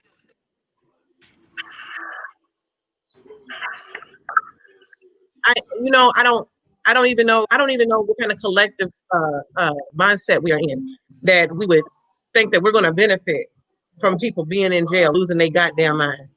Because at some point they're going to get out. Chanel, Go ahead. I like to liken it to this. The case of our jail currently, with the high levels of coronavirus, are so high that it is essentially equivalent to our jail being on fire. If our jail is on fire because people are accused of accusations, does that mean that the Louisville Police Department and the Louisville Fire Department would not have a responsibility to put the fire out? Our jail is literally on fire as we speak. And the mayor of Louisville,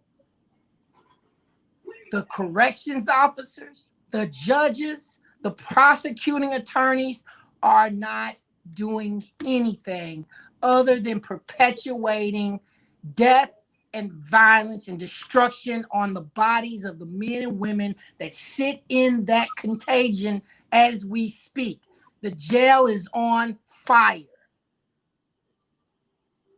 Get the ladders, get the water, get the people out to safety. And you want to come at us because we are humane. We are humane. Black people are humane. Our humanity is only intact when other people's humanity is the top consideration. I don't apologize to y'all for thinking that people that are found guilty of nothing should sit in a burning building. It's atrocious. It's unconscious. And understand that we are bailing out people who are sitting in jail waiting for a hearing to begin when a trial begins.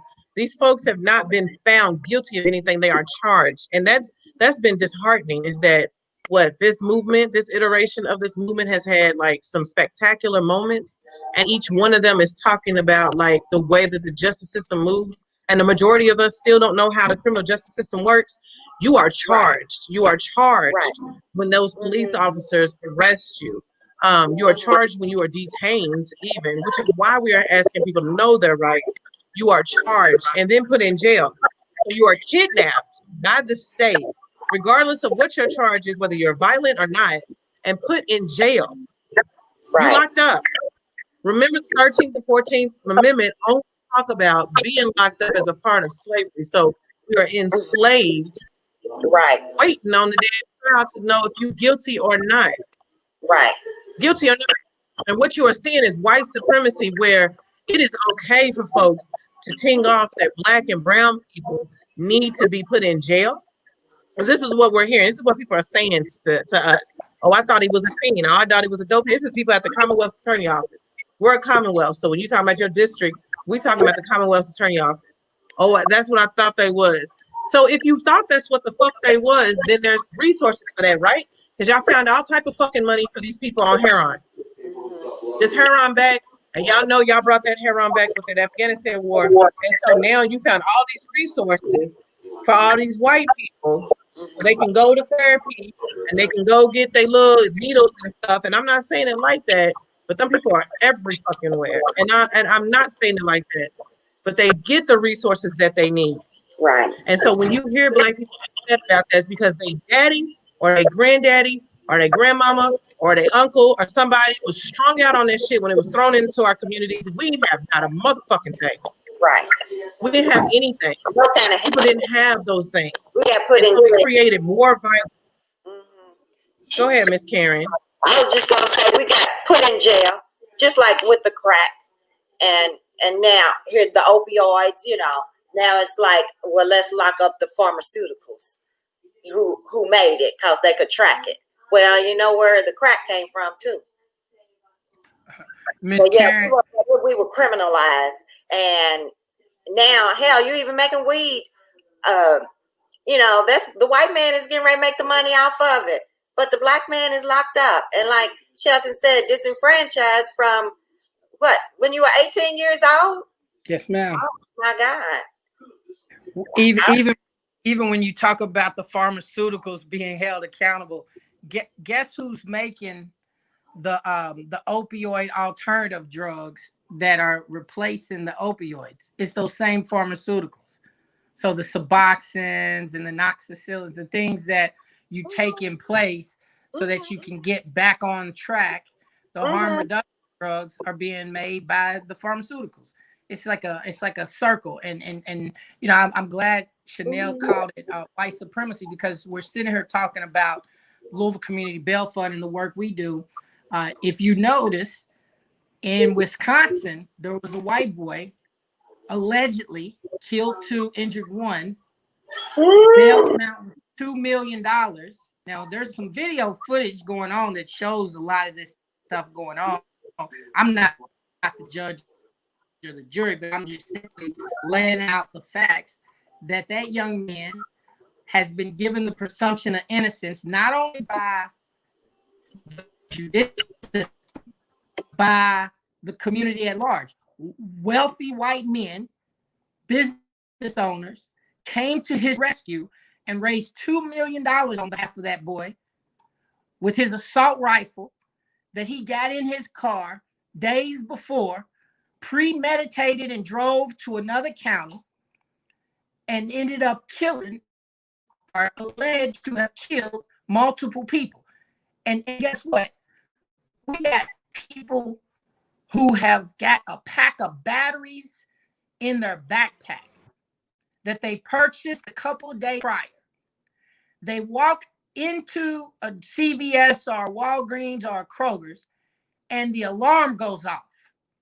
Security stops them, apprehends them for shoplifting. They say, oh, no, I bought these batteries the other day. I just hadn't used them. They're still in my bag.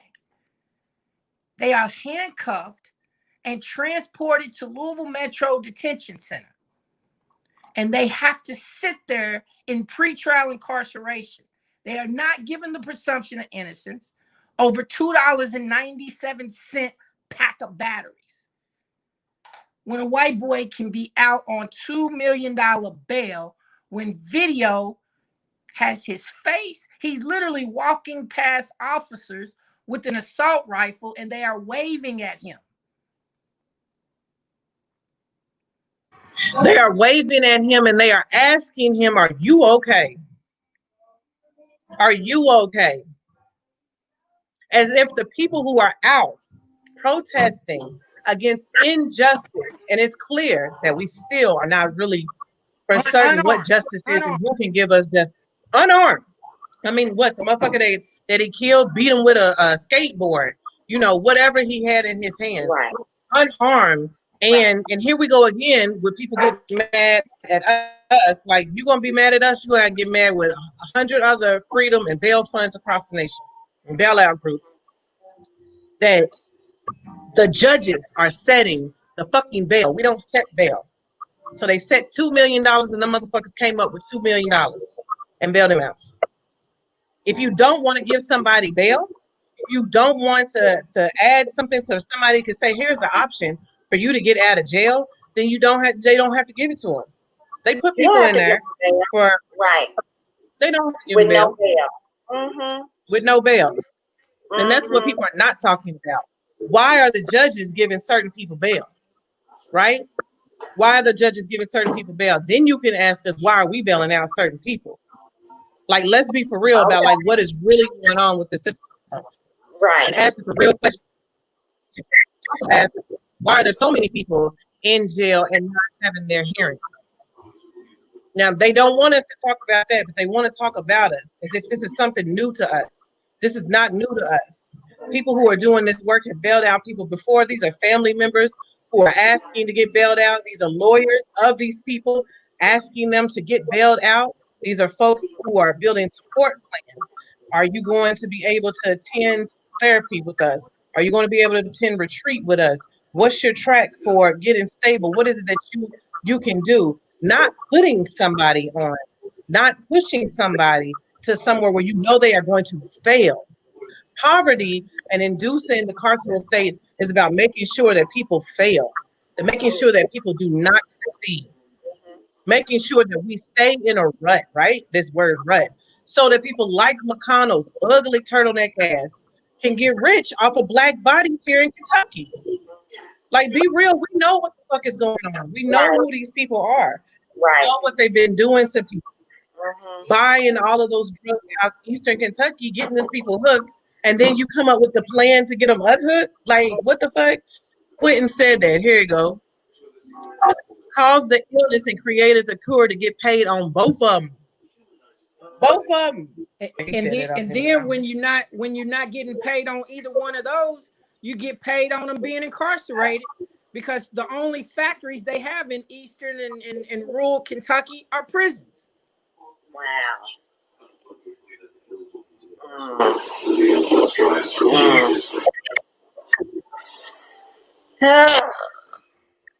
That Girl, part. how do you do? Somebody says government assistance keeps people from wanting more. People don't get government assistance though like that. I don't think people really understand that people are not making a living off of government assistance. Government assistance helps you out, but Government you're only getting so government so much assistance is cash. what saved the auto industry. Government assistance is what saved the banking industry. Who's talking about government assistance? You want to see who the big winners in government assistance? Look at the banking industry. Look at the auto industry. Look at the housing industry. The bank. But if we keep it on the carceral state, we're talking about government assistance, right? Friends of McConnell are the people who are privatizing the prisons. They're the ones that are getting paid off of it. Right. If you create the illness, you cause the illness, and then create cure, then you're doing the in-between part. That is government assistance. Jail is government assistance for McConnell. Jail is government assistance for his buddies. All these people out here, Bratcher with his big fat dumb ass. I'm not body shaming. He's a white man, so I don't give a fuck. So, like, yeah, kill me with that one. Government assistance. Wow. Boy, they making so much money on us. $700 billion is the criminal justice industry. Where is everybody else at? I'm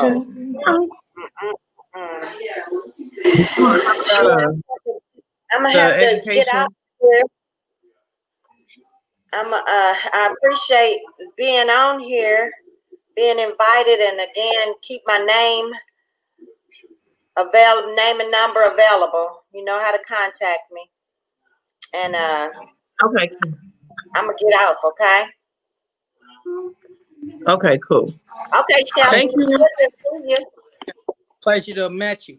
Okay, I'll be around. All right, bye-bye. All right. I'm gonna Bye. listen. I guess I leave studio. Never been on this platform. I like Okay. it. All right, bye-bye. Yeah, that I know, that right? comment, Okay. that comment is a really interesting comment, and the way you look at it too, Chanel, because you know the government hasn't invested in low income housing. What they've invested in is jails and prisons. That's been their housing investment. That's their affordable housing plan. How Yeah, many of you niggas can we lock up and get the fuck up out of our way so we can go and do what it is we want, right? Like Tammy says, wish we were willing to abandon the West from 44th to 9th Street and Market to Algonquin. Wish we were willing to like throw all our money together and co-opt that shit and get that land. Feel me? Like actually buy that stuff up. Because that's the only way for a lot of us, and I want to lift this up because I know Tammy's feeling that too. A lot of us have always been like, why can't we incorporate ourselves and be like a second city, like Shadley, like J-Town, like, you know, all the rest of them here in Louisville. We have a lot of second cities. And a lot of times folks want to be like, no, we can't do that because of this, because of that. And it's too many Negroes with their hands in the pot with the wrong white folks, right? Well, with the right white folks. And all of that's coming to light too. You're gonna see all of that. It is no need to be like amplifying what the fuck dirty black folks is doing. They just gonna have that shit happen on their own. But we would be able to incorporate if we own most of it. That is basically the key. Like, how are you going to govern something that you don't own? And right. then you also have the industry there, like all that liquor everybody loves to drink. Brown Foreman is there, Heaven Hill's there. Those are Fortune 500 companies. Reynolds Wrap is there, and there's several other people there. People who could really actually invest in that community the way that it needs to happen, but they're not doing that because they rather concentrate. And the spatial deconcentration tactic that they love the most is incarceration and racial banishment, which means eliminate permanently. Right. And some of them are those names you just mentioned, a couple of them are pretty well known for giving charity to community.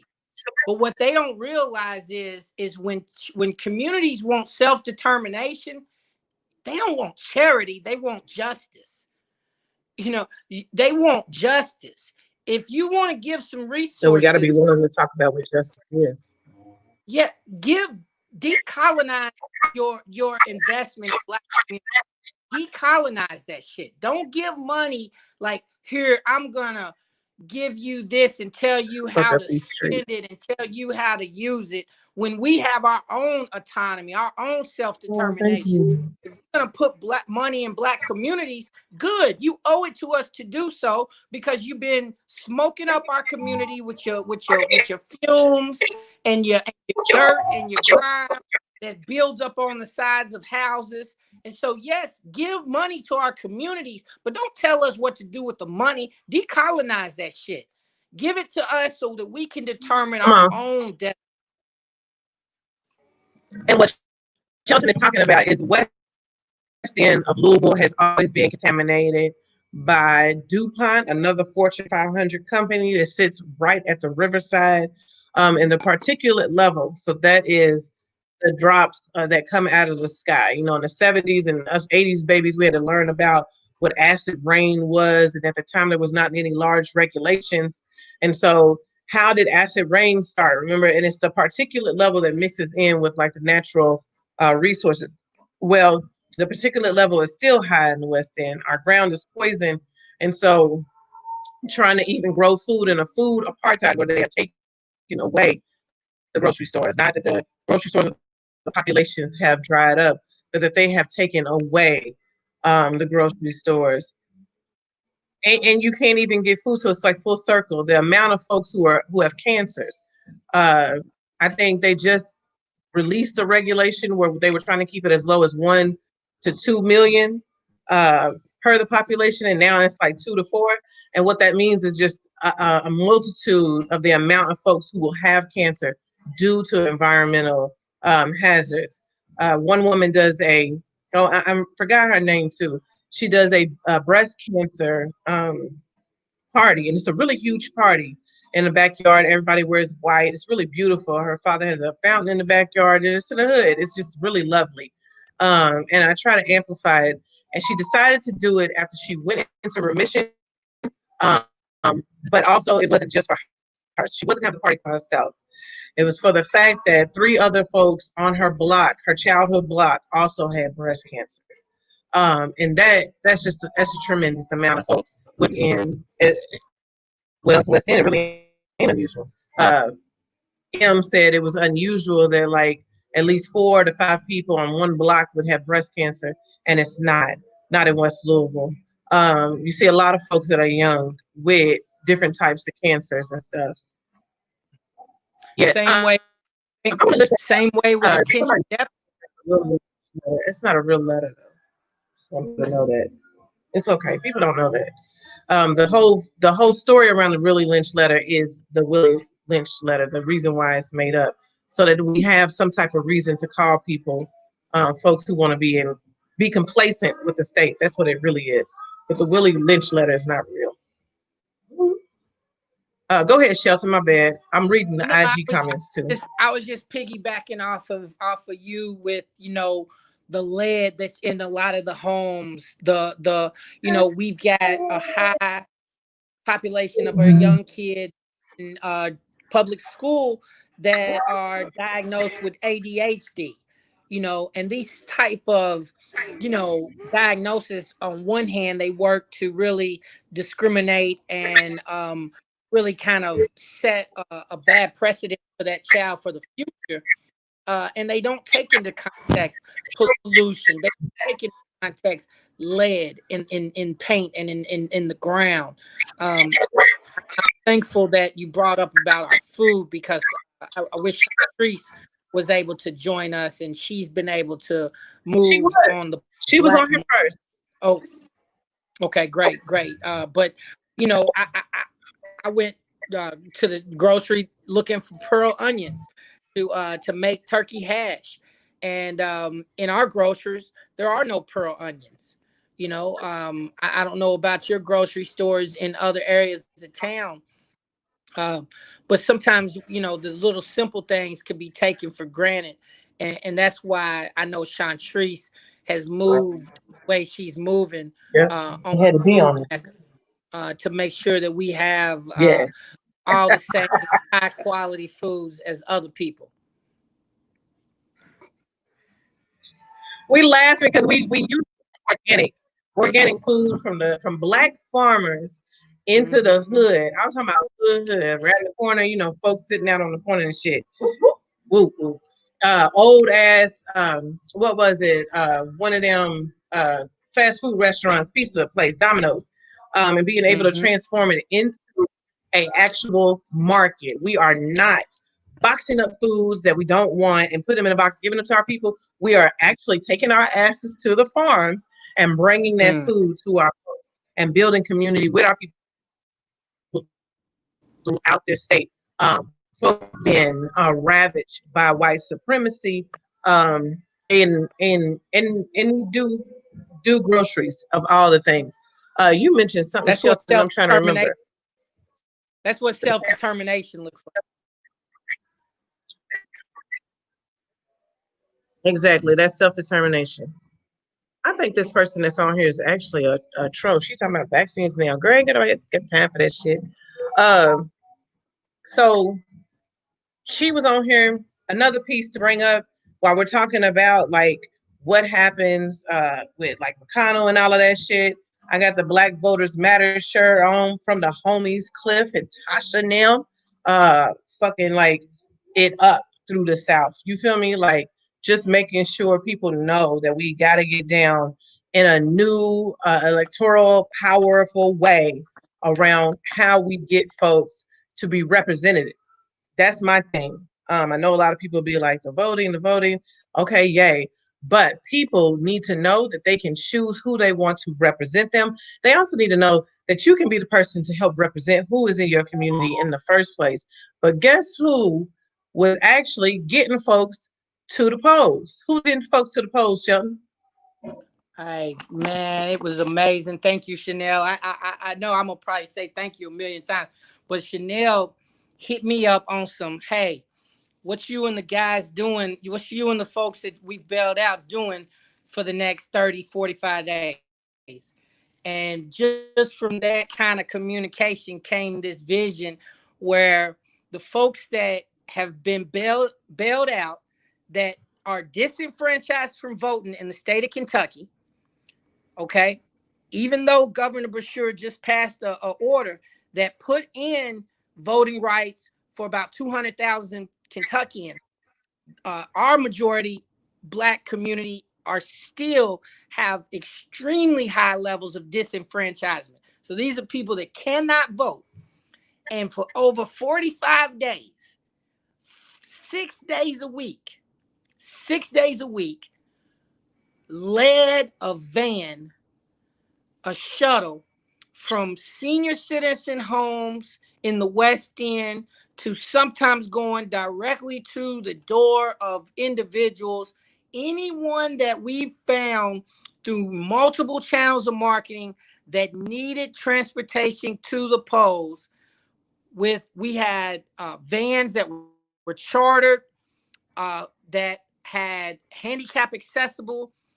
These were vans that held 24, and we were only using them for 6 to 8 because we wanted social distancing. And we rocked it out every single day, 6 days a week. Folks that the community loves, but that the system has said we don't want anything to do with. The best we can do is lock people up. These are the people that are helping senior citizens arm in arm get onto the bus. These are the people that are having extra PPE for senior citizens. These are the people that are every single Sunday in conjunction with the Black market providing food baskets to the senior citizens. I mean, the love that came out of that relationship. I mean, still today, some of these seniors are in text message communications with these young, beautiful Black people that we've bailed out. And there's relationship, generational, spanning generations that has happened because of that, because of the opportunity for young, disenfranchised people that cannot vote to go and ensure that folks that have barriers to having access to getting to the polls, to remove that barrier. And I'm talking about hundreds of folks getting to the polls, safe, secure, with being protected from COVID. It's just a beautiful, beautiful experience, one that I would have regretted to ever have missed. And thank you. That's what happens when BLM has self-determination and can say, you know what? I don't even want your resources if you're trying to tell me what to do with them, because there ain't no way in your imagination that you could have ever dreamt up anything like that, because you're not in my community. You don't go to sleep and know what it's like to dream of what it's like to be a Black woman, to be a Black man impacted by incarceration. And so BLM, through self-determination, is able to envision things that have never happened. Hey, welcome, Lachey. Hey, how y'all doing? Facebook and Twitter. I'm sorry. Right? You feel me? So you know what I just thought about? You know how, sorry, Shay, you know how they wanted to see if they could go to the movie theater, and I was hesitant because of COVID rising back up. That was the main thing. These are our elders, y'all. And they were just loving, I'm trying to keep my composure. At the beginning of coronavirus, having to hear the people in your community who have looked after you, who have fed you when you ain't have nothing, who have made sure that you get to where you need to go, that know your peoples and stuff, state, oh, I thought they forgot. It was so many of those communities, and so many of those places, you just renovated and just built this fucking building, and you can't even think to feed people. You can't even think to give people, don't worry about the trolls, y'all. And you can't think to do those things. And these people literally had to say to us, oh, we thought people forgot about us. The smile on those folks' faces, receive full groceries for the month and medicine. and then to take people to the polls on a bus that was driven by us, not driven by us, black dude, but he's with BLM now, from a black company, and just making sure people have, you know what I'm saying? It's just awesome. And everyone goes to the movies. And I was just like, I don't want nobody to get COVID. So what I'm thinking is, Shelton, that we take the outside theater to the home and do the movie outside, maybe. Like Mount Zion, Elliott Street, because they can sit right there and they have seats. You already have your seating, and we just do the movie right there outside. I love it. I Or love help them make like a little theater. Yeah, we bring the movie. I mean, I love it, Chanel. What just it's beautiful just how your mind works to envision something like that. I'm open. So yeah, if we want to create, I mean, even if we did little for one of the centers, if we did little like popcorn / movie candy type of baskets, and pass them out individually. Yeah, no, I mean, the point. They are here and they are present, and we have to honor them and love on them. And in this world where through COVID and the current administration, you saw how expendable they have become. Right. So this current administration was, basically like, hey, the only people that are really dying are old people. Right. As ugly as that sounds, that's how this current administration was responding to this thing. Like, don't shut down economies. We know that this threat is going to kill, and just let it go ahead and kill the ones with the least power, the seniors. Right, the least powerful people in America are seniors and disenfranchised Black people. It's the least powerful people. And so I really appreciate you always being innovative and pioneering, and always thinking about, because you always say, "What about the elders? What about the elders? What about?"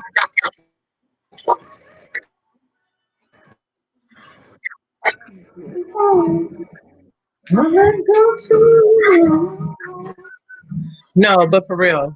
And that really hurt my feelings, because I even thought of my grandmother, who's about to turn 80 this year coming up.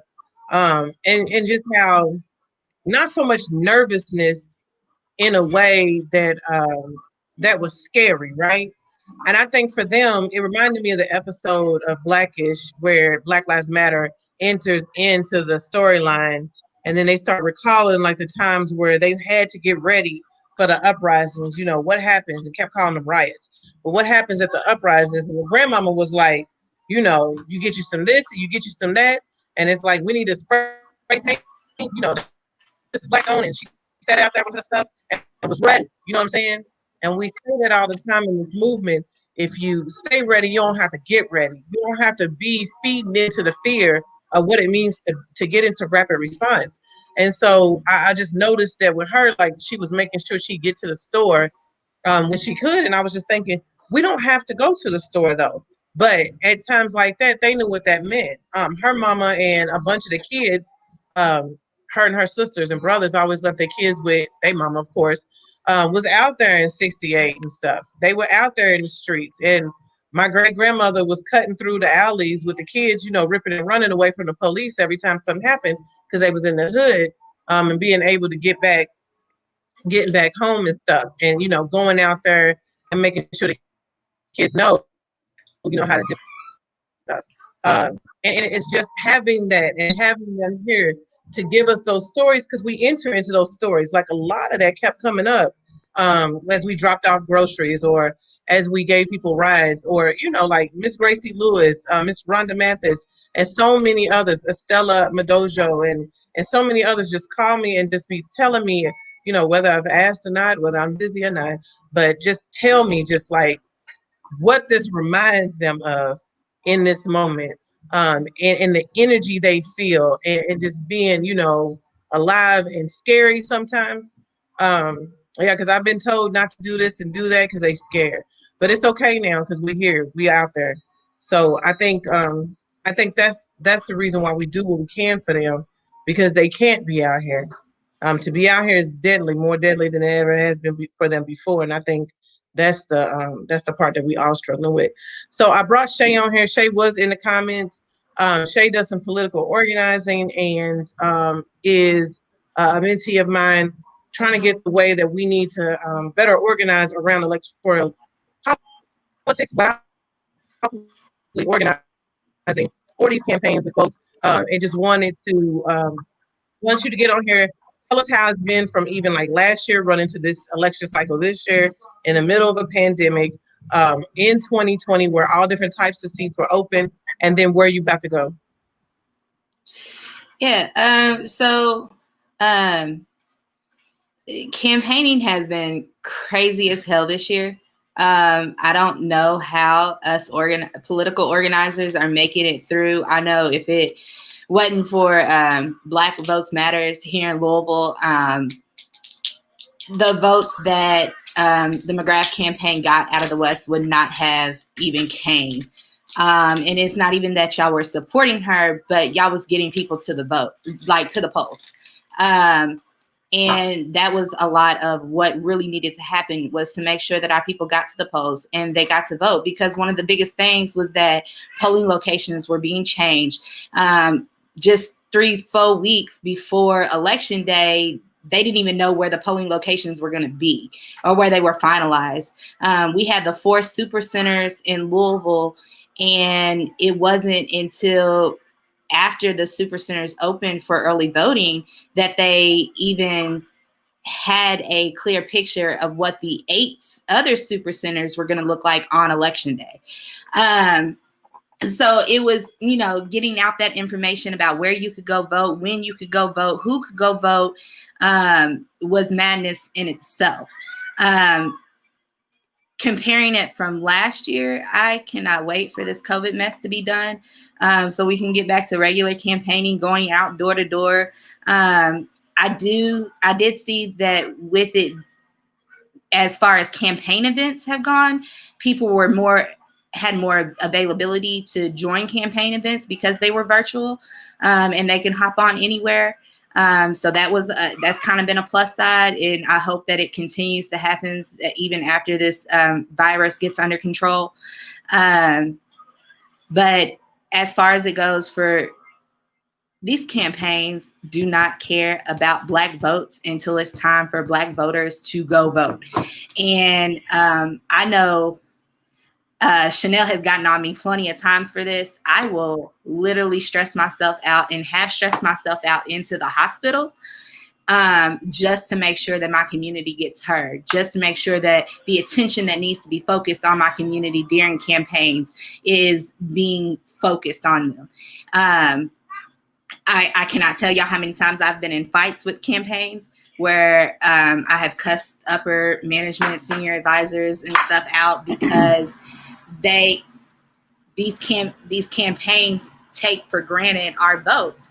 And there was a point where I was on a call, and they were like, well, do you think that we need buses in West Louisville to take people to go vote?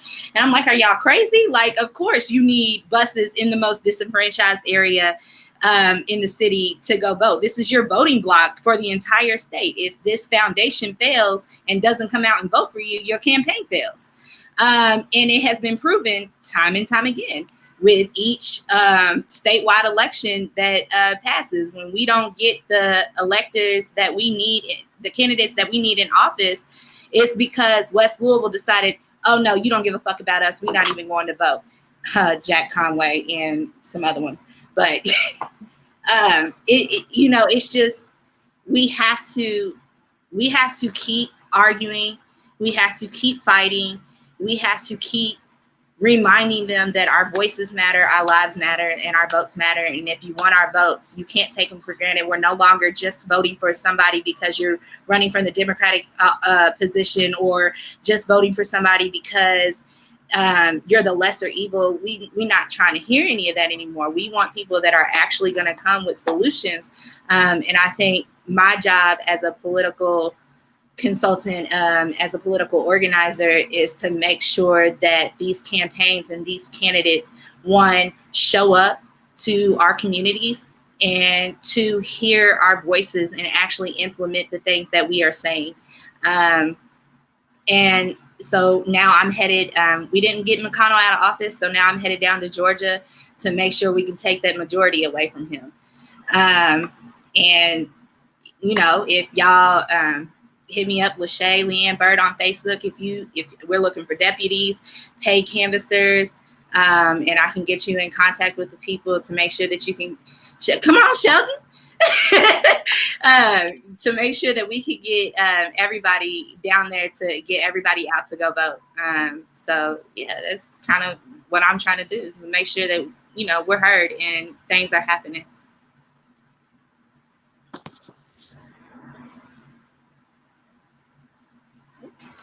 Absolutely. Thank you for that commitment. Thank you. You got to keep doing it. Yeah. Was you pushing Booker before McGrath? Yeah, so I was actually Booker's political director and exploratory coordinator when he was doing the exploratory committee, and we were traveling across the state to see if people in Kentucky wanted him to run for this office. That traveling with Booker across the state was a different experience. I grew up in both West Louisville and Hardin County, Kentucky. So I have had experience living in the urban areas and rural areas in Kentucky, and I definitely know that they are like two completely different lifestyles. But the issues at hand in both communities are the same when you get down to the root.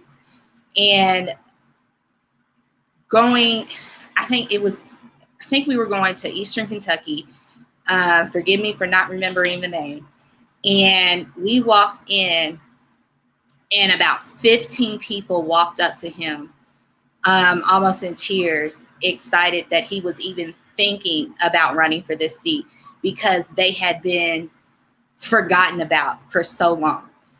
So just like in West Louisville, where we feel like our voices are not heard and we have been forgotten about, it is the same in Eastern Kentucky. It is the same in Western Kentucky, in Central Kentucky, and in Southern Kentucky, all over. They are not listening to poor people. They don't care what happens to poor people, whether you're Black or white. The prisons that Shelton was mentioning in Eastern Kentucky and are filled with white, just as many as white people from Eastern Kentucky and Western Kentucky as there is Black folks that are being shipped out to these areas where they don't even have family out there to even come visit them, even if they were out there. I remember my son's father, he was in Eastern Correctional Complex. Yeah, that's where I was. It was like a 3-hour drive just to go see him for 30 to 45 minutes. $15 5-minute phone call. Yes, a $15 5-minute phone call. I can remember when he first got locked up. My mom, we were like 18 years old. My mom would cuss me smooth the hell out because he stayed calling us, and I stayed having to put $100 every week just so he had an outlet to call and talk to me, and to know about, I was pregnant at the time, to know about the pregnancy and the baby and the health of all that. There was one day where I just said, fuck it. And I let him call me all day. And my phone bill was $350 just for us to talk for 4 hours. Yep. And when you say that the white folks in Eastern Kentucky got the boot on their neck too, man, do you remember the meth catastrophe? See, they didn't call that epidemic. Man, they was throwing them white boys away left and right, just like they was throwing the young Black boys away. We used to call it football numbers. We would be down there on the yard, and you see a 17, 18, 19-year-old boy come into prison, whether he was a poor white boy from the hills or whether he was a poor black boy from the hood, you see him walk in and he would have a football jersey amount of time. 45 years, 80 years, 60 years. Unbelievable numbers. These was kids. I'm talking about 1995, 1996. They was cleaning up the streets, filling up the factories of imprisonment with poor white boys that was manufacturing meth and black boys with 10-cent worth of crack cocaine. And man, I'm talking about they filled those institutions up. Then they hit them with this. Then they hit them with gang affiliation. And so you take a prison that is actually a money-making industry, a factory, and you fill it up wall to wall. You have no more room. And so anybody in economics, when you think about business, once you reach a certain threshold, now you have to wonder, how else can I maximize profits? So check what they did to those white boys and us black boys in this prison. They raised our custody score. They turned us into gangsters. We didn't have no affiliation with a gang whatsoever.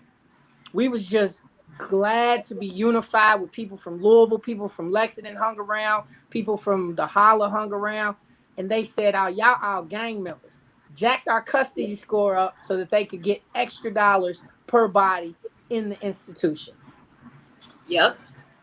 There was even I know, again, to my father, he got a 10 years at 85%. So he had to serve 8.5 years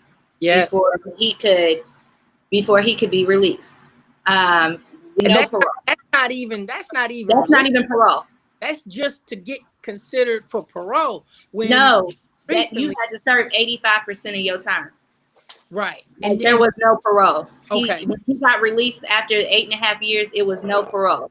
Now there was conditions because of the crime that he had to follow. And if he didn't follow those conditions, even though he wasn't on parole, he could if he violated those conditions, he would have to go right back to jail. And one of those conditions were that he could not be around children, not even his birth children. So now like I said, he was in jail while I was pregnant. So he missed the birth of our child.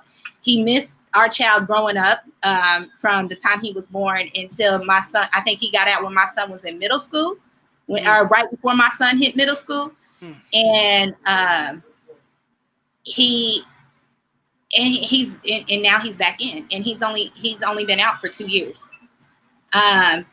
because of these violations. And it's just ridiculous that this cycle keeps happening over and over again. And the way they keep entrapping them over and over and over again. I watched it growing up with my father, and now my son is having to watch it with his father, and the shit's just fucking heartbreaking. Yeah. And that's the work, Chanel. I know you're about to step away, but that's the work, man. So when you disrupt, Chanel, through the Louisville Community Bail Fund, one person getting forced into what she just described for her children's father, that means that person actually gets a fighting chance at justice. He will not get convicted in a 10-year, 85% sentence that has preclusions where he cannot be around his own child. There's no way a person that's free and able to participate in their defense will take that kind of plea agreement. And that's what you're disrupting. And that's why they're coming after us, because that's what helped them to bolster the current prison state as it is today. In 1988, there were 200,000 people in prisons. Today, there's over 2.5 million people in prisons. That's 100-time growth. That's what you're disrupting. So why participatory defense is so important. Debugging them call it time saved instead of time served. Yep. Or you Yeah, get those. I was agreeing with you, Shelton. I was saying that's exactly why participatory defense is so important, because when you have people there advocating on your behalf, because most people don't know what's going on in the system, they don't know their rights and stuff like that. When you have someone there advocating on your behalf, then your chances are a lot better. Yeah, man. Let me tell you, I went to prison for a pound of marijuana. The charge held 1 year to 5 years. Okay. Now, keep in mind, it's legal in 22 states across the nation right now. The charge held 1 to 5 years. I was 18 years old. I had been in foster care from the age of 3 until 18. I'm 18 years old. The prosecutor gave me a deal for 4 years on a charge that held 1 to 5. As an 18-year-old? As an 18-year-old, no pre charges, a charge that held 1 to 5, he damn near topped me out with 4 years. Yeah, that's that So- bullshit. so At That's what I was 18, you telling don't you know no about. better. No, I had no idea. They did the same thing with my son's father. He was 18 when he went in, fresh out of high school. Yeah, I had no idea. Social workers and people had been in my life. I didn't know all I knew was it wasn't 5. All I Okay, knew was it Shelton, wasn't. make sure you're dropping the Bell Fund link in the comments so people can get that, because it is Giving Tuesday. We want to make sure people know where their donations can go while we're talking about our work, and let people know what's happening with that work. Yeah, for sure. We gotta pump that work, man. I just don't think people really recognize what it means if someone would bail Lachey's child's father out, if someone would have bailed me out, I actually would have been able to participate in my defense. He would have been able to participate in his defense. Hey, look, check this out. I was guilty. I actually had the pound of weed. Okay? That's not what participating in your defense is wholly about. That's not what that's But about. let me explain Yeah. to you. It's not. Let me explain to you what I also was. I was a young man that wanted to go to the Army. I was a young man that as soon as I took my first shot at the GED, I aced it. I was a young man that wanted water. I was a young man that wanted housing. Had I been freed and been able to participate in my defense, I could have contributed to those type of things. I could have had, when I took the ASVAB and I aced it and soldiers showed up at court asking the judge to let me go with them instead of to go to prison. Had I been freed, I could have walked in with them supporting me from a different position of power. Lachey's children's father railroaded in the conditions that they got him to plead guilty to. Railroaded. When you're 18 years old, somebody says you're not going to be in contact with your own biological children when you sign your name on this paperwork, you have no capacity in which to understand the magnitude of that. Oh no! So Shelton, this is also a good time to bring up the fact that the severity of that kind of thing. So my thesis for my master's program was about the unconstitutionality of the U.S. bail system, and the main things I focused on was how statistically, the longer someone stays in jail, how desperate they become. And then lawyers talk about how over 80% of the people that were their clients pled guilty to crimes they definitely did not do because they could not stay in jail. They will lose their entire livelihood. So imagine how desperate someone has to be to say, I will say that I will not see my biological children if I can get out of jail. Yeah. So let me clarify that. So he took his to trial, and they offered him 5 different pleas. If I'm remembering this correctly, because it was like 12 years ago. What was the charge? I'd rather not. I don't want to publicly put that out there for him. Okay. It's not even real. I get that. I was just trying to put it in context in my head. Either way, that should never be. But I'll put it in context here in a second while comparing it to another case. Okay. he got offered 3 different pleas in which he could have served shorter time, but he would have had to been he'd have had 15 years on the shelf, I believe. And there were some other conditions. So he kept turning down the pleas, and he took his thing all the way to trial.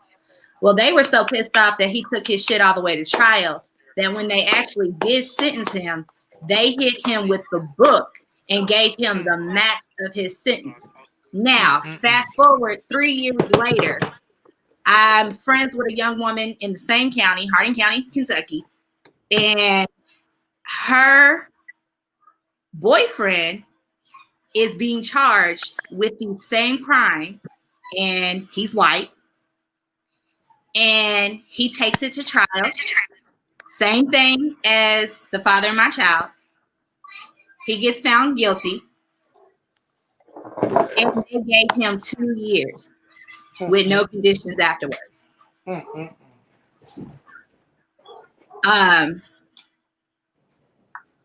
Just, I mean, that's still not right either way. I don't think that you should ever. I don't think like not seeing your children should never be a condition of release for someone. Yeah, and that's kind of the point I was trying to make. Yeah, so well, also like they told him that they told him that if the way that he did it and he took it to trial and everything, that there will be no stipulations if he just took it to trial and got his and served out his sentence and parole, just for when they actually released him, to hit him with all these stipulations the day that he was walking out. And he couldn't even fight them. That's what they'll do. Yeah. They'll still do. They'll wait. Hey, buddy.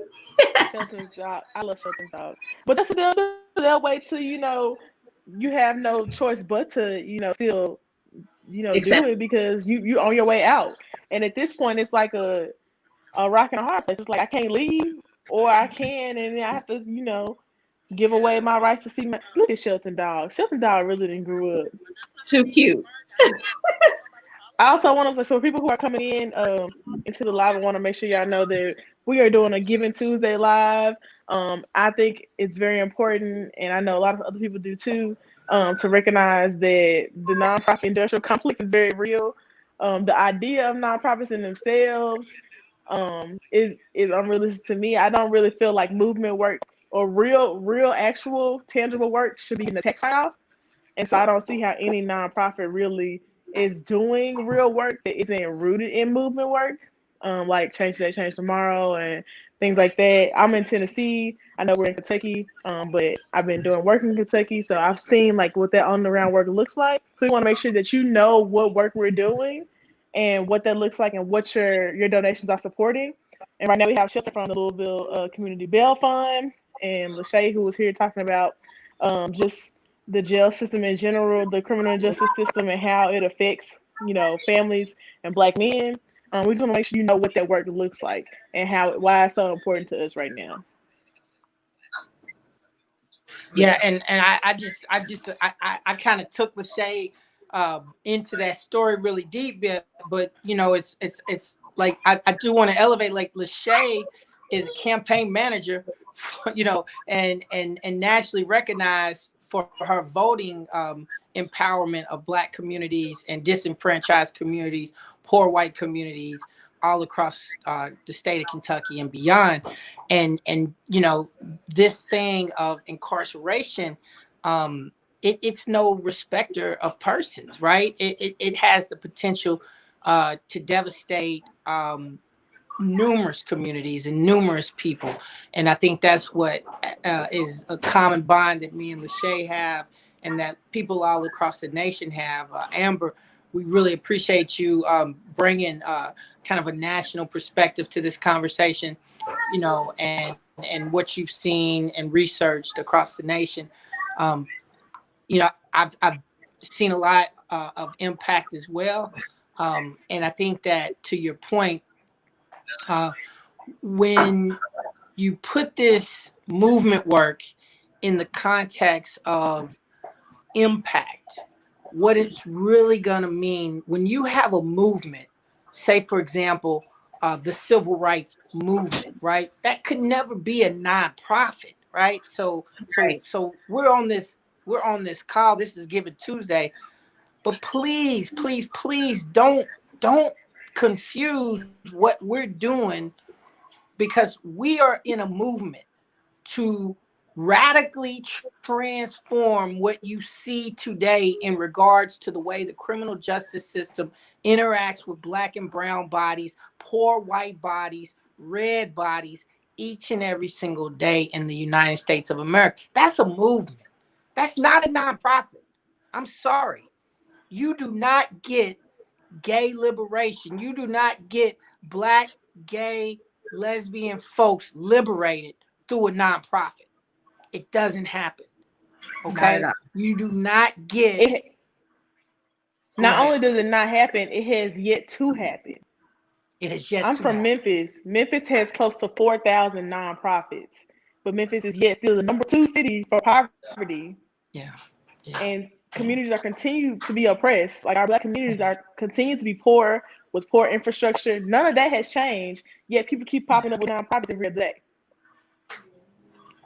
Yeah, there's an extreme difference between giving charity and contributing to justice. This work we're doing is about justice. If you lock hands with us and you join us and you contribute to us and you put yourself on the line with us, we're fighting for justice. And you know, I'm not gonna apologize. Fighting for justice has never been pretty. The oppressor has never given oppressed people anything easily. It's not a pretty fight. We have leaders that are dead.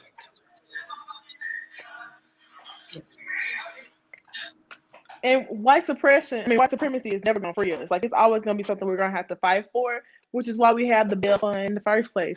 And let me also address the fact that no one should be in jail during a pandemic in the first place. That's where we first messed up. That's where your morals were originally jacked up at, where you thought it was okay to let people die in jails who haven't even been convicted of crimes. We're talking pre-trial detention, or poverty detention, I like to call it, because that's what it is. Because the only people who are usually in jail are impoverished people who can't pay bail, who have committed so-called crimes because they haven't been convicted yet because of their circumstances of poverty. And we're in a pandemic. I was saying earlier, Amber and Lachey, I compare the state of jails right now that are holding people during this coronavirus pandemic. And I want to ask the authorities, if the jail was physically on fire, would you leave men and women in there? And if you say no, I like to challenge you that current state of the jail is on fire. People's lives are on the line. Smoke inhalation is happening as we speak. And you cannot bring people back from the consequences that COVID is reaping on people in our communities as we speak. And your fire department is not putting out the fire. In fact, you are throwing people in there at this very moment. And so somebody would say, well, what are we to do? Well, if the jail was on fire, what would you do? You would start hopefully opening the doors and coming up with strategies to keep people out. When you was rummaging around in the early stages of coronavirus, jails across the nation, Amber, started to release people at high levels.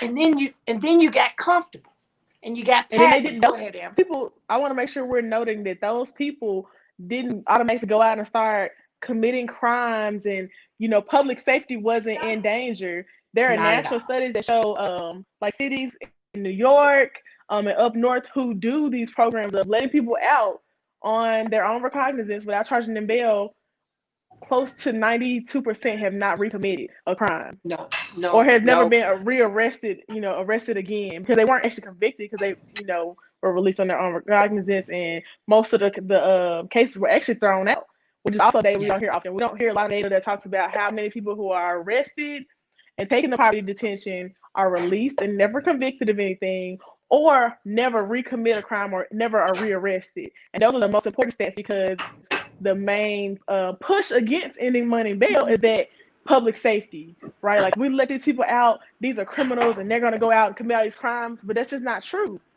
Yeah. And we have to make sure that we're continuing to push that data too, because on a national scale, there are multiple states who have proven programs to show we can release people for these nonviolent offenses or for simple assault and things like that, and they don't recommit crimes. And Amber, if I could piggyback off of that thought, so at the same time, the court systems are in shambles. So those same folks that are 90 and almost 95% returning to court, not reoffending, also don't even have a current existing court date. They keep getting court dates put off. Mm-hmm. Court is drug out for years because of this coronavirus. And the courts are in a shambles, and there's no accountability for the courts. The courts, we've bailed people out that traditionally, in less than a year, their case would have closed. Now, the forecast is 2 to 3 years before their case closes.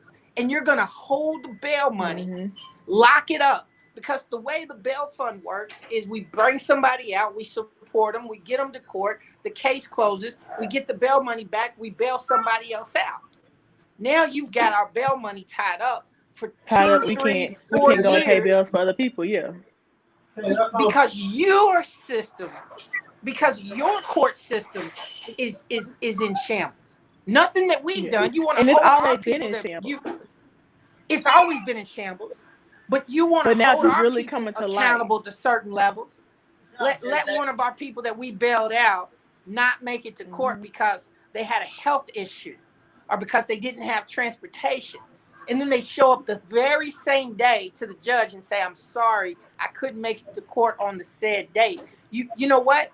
You need to be accountable, young man. Go sit in jail. But that's exactly what, and you're right, that's exactly what's gonna happen. And I actually talked about this in my thesis about how our current bail system has been unconstitutional. But this is really coming to light now with the pandemic. But when you're holding people in jail with no convictions, you're already impeding on their 8th Amendment rights. You're almost impeding on their rights to speedy trial, especially right now because with COVID. And so I'm from Memphis. In Memphis right now, people who are in 201 Poplar, which is the men's jail there, and then the female jail we have too, their cases are being reset for another year or 2 years out. And the average person who is in 201 Poplar stays there for 3 to 5 years before actually having a trial. They have not been convicted of anything. How unmoralistic you have to be like, oh, well, I know they haven't been convicted of anything, but I'm going to leave them in jail for 4 or 5 years, and then I'll eventually maybe let them out after the trial. We'll see. And that's the kind of justice system we have here. And that's why it's the criminal injustice system, because the fact that we're holding these people just for being poor is the biggest tout of white supremacy that I've ever seen. Well, and it happens a lot here in the South. Like the length of time for poverty detention are so long. If I can add to that, Amber, to your point of holding people just for being poor, I would say that there's a more insidious purpose, and it's holding people so somebody else can get rich. Yep. Mm-hmm. Oh, I agree. Just recently, our county mayor just pushed barely 2 years ago to make it where juveniles and juvenile detention could call their families for free. Like they charge for everything in jail. Even juveniles have to pay to call their parents. Yeah. The fact that was even a thing that we had to even remove those fees is ridiculous. Like we're literally charging children to call their parents. Yeah. Lachey had talked about $100 a week and talked about one day racking up $300 in a day. It's ridiculous. And yeah, like you said, those are happening with kids. Even in the juvenile detention centers, parents are going weeks and months without being able to hear if their child is okay. I think when I hear that, because I've been here in Jefferson County and Hardin County, the most prevalent story that pops in my head is Guyana Miller. Was it Miller? Is her last name? Yeah, I know who you're talking about. I heard about it. To think about how long it took for her parents to find out that she was no longer with us. You know, I couldn't imagine if they took it. I just want to let y'all know I'm burning this whole motherfucking country down if they take my son and something happens to him and I don't find out about it. It's that serious. And you well within your rights. They out here kidnapping Black people left and right. Kidnapping them for no reason. And I stay. And my mom is white, and she doesn't understand why I am so hard on my 12-year-old. And that is because society is going to be 100 times harder on him as a young Black man.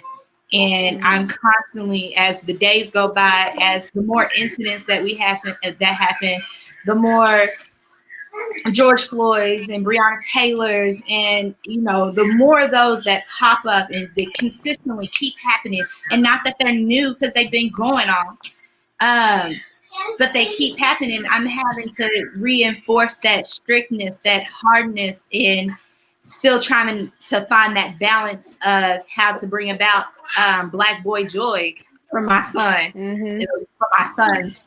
It's a difficult balance. I got a 3-year-old coming up too. And it's a difficult balance for sure. It's a hell of a battle. And I have to, I can't ease up on him because this world is not going to ease up on him right now.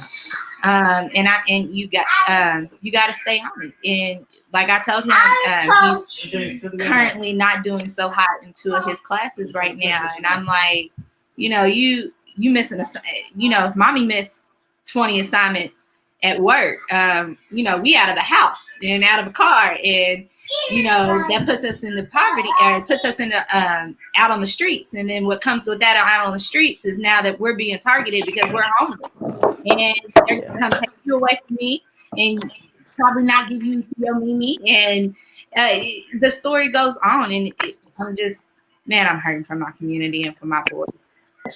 Yeah, no, I totally understand that because it's just rough. I want to also throw in some more money bill stats here because they're the most important to me. Because to me, the movement around in the money bill is the most pivotal one, right? Because it's the one that's affecting us the most right now. So research shows people who are able to post bail within 3 days are 25% less likely to be found guilty or plead guilty. And that's from the Bronx Defenders Project, which is one of the main projects I used for my thesis, actually, because it was such a quantifiable project. It literally showed, that was the one I was referring to earlier, that showed over 90% of people who got out of jail, all of them came back except for maybe 1 or 2, showed back up for court. And so it shows that people will come back. You don't have to put money, you don't have to have a money bail system to incentivize someone to come back for court. They'll show back up. Right. Yeah.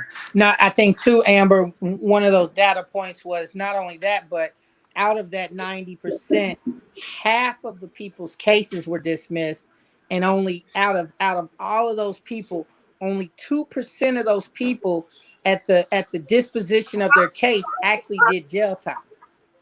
So actually from the Bronx Defenders Project, that's completely right. Actually, that was almost the exact stat. It was a little bit over half. I think they said 60% of people, their stuff was thrown out. So what happens when you give people the opportunity to defend themselves from a place of freedom is, even if they're found guilty, they negotiate taking classes, they negotiate maybe paying some kind of restitution. Only 2% Is it an actual consequence of going back into the institution? And let me for those of you all that are fiscally conservative, let me tell you what the difference means. Okay, it costs an approximation of $75 a day to hold somebody in Louisville Metro Detention Center. When the Louisville Community Bail Fund brings somebody out, that means that the city, your tax dollars, does not have to pay $75 a day to house that person. And instead, you have a community of people, Black Lives Matter and the Louisville Community Bail Fund, wrapping our arms around this person, trying to identify what do they need, what supports. And we're coming out of our own pocket. We're fundraising ourselves. We're connecting these people to employment in our own network. So follow me. We just saved you $75 a day for that person who typically it takes a minimum outside of coronavirus of 90 days for a case. So 90 times 75. But now we're in a coronavirus pandemic and we're looking at 2 to 3 years. A person accused of stealing a pack of batteries can sit in the Jefferson County jail for 2 to 3 years while coronavirus surges in the institution. No way to social distance, no way to have proper PPE, the cleanliness, no cleaning products to kill bacteria and diseases. I'm talking about scourge in that facility. And you have us. We get a little bit of donation dollars. We put them together. Back in the day, Amber, they used to have dance parties to raise the rent. You know, I invite 7, 8, 10, 15 people, my relatives over, and we would all chip in $5, $6, $7, $8, $10, and people would help me to pay my rent for that month. Yeah, like the community would gather around them and help them make ends meet. And that's how we bailing people out. That's how we bailing people out. We saying, hey, come on to this dance party with us. We got self-determination. I also want to touch on what you said about people, being arrested for petty theft. I talked earlier in the week about how most of these like poverty crimes is what I call them, which are like petty theft or assault, like simple stuff that's geared towards oppression of Black people, were only made crimes when slavery was ended. Like literally, it was never a crime. To me, the fact that like writing a bad check is a crime is heavily rooted in oppression. Because if I write a check and it's not good, then I just don't receive the service. I don't understand this need for punishment, but that's like been rooted into our country since it began. Like this idea that you have to punish someone for doing something wrong instead of like having a learning moment or a teaching moment or coming in and helping them. Me as a community member, if I see someone write a bad check, obviously they need money. So why would I arrest them? How is that helping the situation to arrest them if they're already poor? That literally just makes the situation worse. But we have no care at all for actually, helping people. We just want to further impoverish them. So let me put them in jail for writing a bad check. Well, I mean, what does that do? And to your point, Amber, Amber really was taking us historically. So, at the turn of the Civil War and emancipation, one of the first laws that came about was vagrancy laws. So you took people who were enslaved and you created this other form of slavery called sharecropping, in which now I negotiated with the former enslaved person and the former land owning person that you will work on my land for let's say a penny. I'll give you a penny. And then you say, no, I don't want to do that. Oh, well, okay, let me go call up the boys and they'll arrest you for vagrancy. vagrancy. And Because so- they knew that poor slaves had nowhere to go. All they Right. had was literally clothes on their back. They don't have any land. They don't have any food. So I'll offer you this petty job, but if you don't take it, I'm gonna just pin a crime on you. Yeah. Yeah, sharecropping was the project. What we live in now is sharecropping on steroids. Yeah. You're going to work for white supremacists who want to oppress you. Yeah. They are paying you literally pennies to what it costs to live. And they're setting those costs for living. They're setting the prices for your rent. They're setting the prices for your mortgage. They're setting the prices. They're setting the rate for your interest. They are controlling everything. So you're going to work for them. They're paying you, and then you're returning that money right back to them when you're paying rent, you're buying food, you're paying your car note, you're paying your car insurance. Like, you're returning that money right back to them. Lachey, I would even And say, this is a national. Go ahead, Shelton. Yeah. At this point, a lot of the folks that we bailing out, and in my situation, I would have worked for their ass. They wouldn't hire my black skin. They wouldn't hire my black skin. They multiple things they do. They disenfranchise because I formerly had some weed and was charged with a felony. Okay, which shouldn't be a crime in the first place. Keep going. Then they urinalysis people, right? And we know that white people use more marijuana than black people across the nation. This research is heavily verified, but they want to give me a urinalysis and disqualify me for employment based on if I use marijuana or not, right? And so this constant perpetuation. So on one level, Lachey, I mean, our black folks can't even get the jobs, not even the low remedial work, right? And so then this underground economy is the only option I have to make any money. You know, if I'm gonna make some money, I'm gonna sell some cigarettes like Eric Garner and Eric Gardner, and I'm gonna get choked out by the police because I'm selling loose cigarettes on the side of the street, trying to make a dime to feed my family. Yep, that's what we're up against. You know, I'm telling you, the property in the West End is owned and passed around by white investors, and they don't take care of the property. They got lead paint. They're not going to remediate that.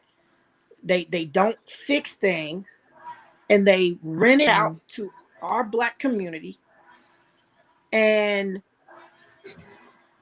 charge exorbitant rates, don't fix things, treat people like shit, evict people for the most mundane reasons. And, you know, all of those formerly good paying jobs that were in the West, the factories, tobacco industry, things that were in the West, they're gone. So now, you know, you got 100 black men, 100 black women competing for 10 spots at a fast food restaurant. Yep. And there's no way you can make enough money to pay your rent for a month at that fast food restaurant. And to even break in on that, no way at all. 100 people vying for 10 spots in a fast food restaurant, they keep their wages low and they mistreat their workers because they know there's those 100 people waiting for your spot. So you gonna act right, or we gonna displace you, and you can be out there in line waiting for another job and be poor and homeless because I got 100 other people that are desperate for this position as well. Right. I also want to add in here, like the bail fund is a part of a national movement, right, to end money bail. And we just finished an election, a presidential election. And so I've been telling people, and I'll make sure I keep pushing this, it's very important that now the election is over and Biden has won, that we keep our foot on his neck. Because people like to promise stuff. They love to promise stuff during elections, but I'll hold you accountable. If that means we got to be outside the White House every day, because if on January 20th he not forgiving my loans and pushing the movement to end money bail, it's going to be a problem. So we can't afford to lax on this administration like we did on the Obama administration. Amber and Lachey, I'm gonna bring it even closer to home for y'all in direct relationship to that point right there about holding the administration accountable. Okay. Vice President Harris has been in direct conversation with Breonna Taylor's mother. That administration has the ability to bring to bear the Justice Department to investigate the actions of the Louisville Police Department, not just in terms of the Breonna Taylor case, but the overall collective actions of the Louisville Police Department.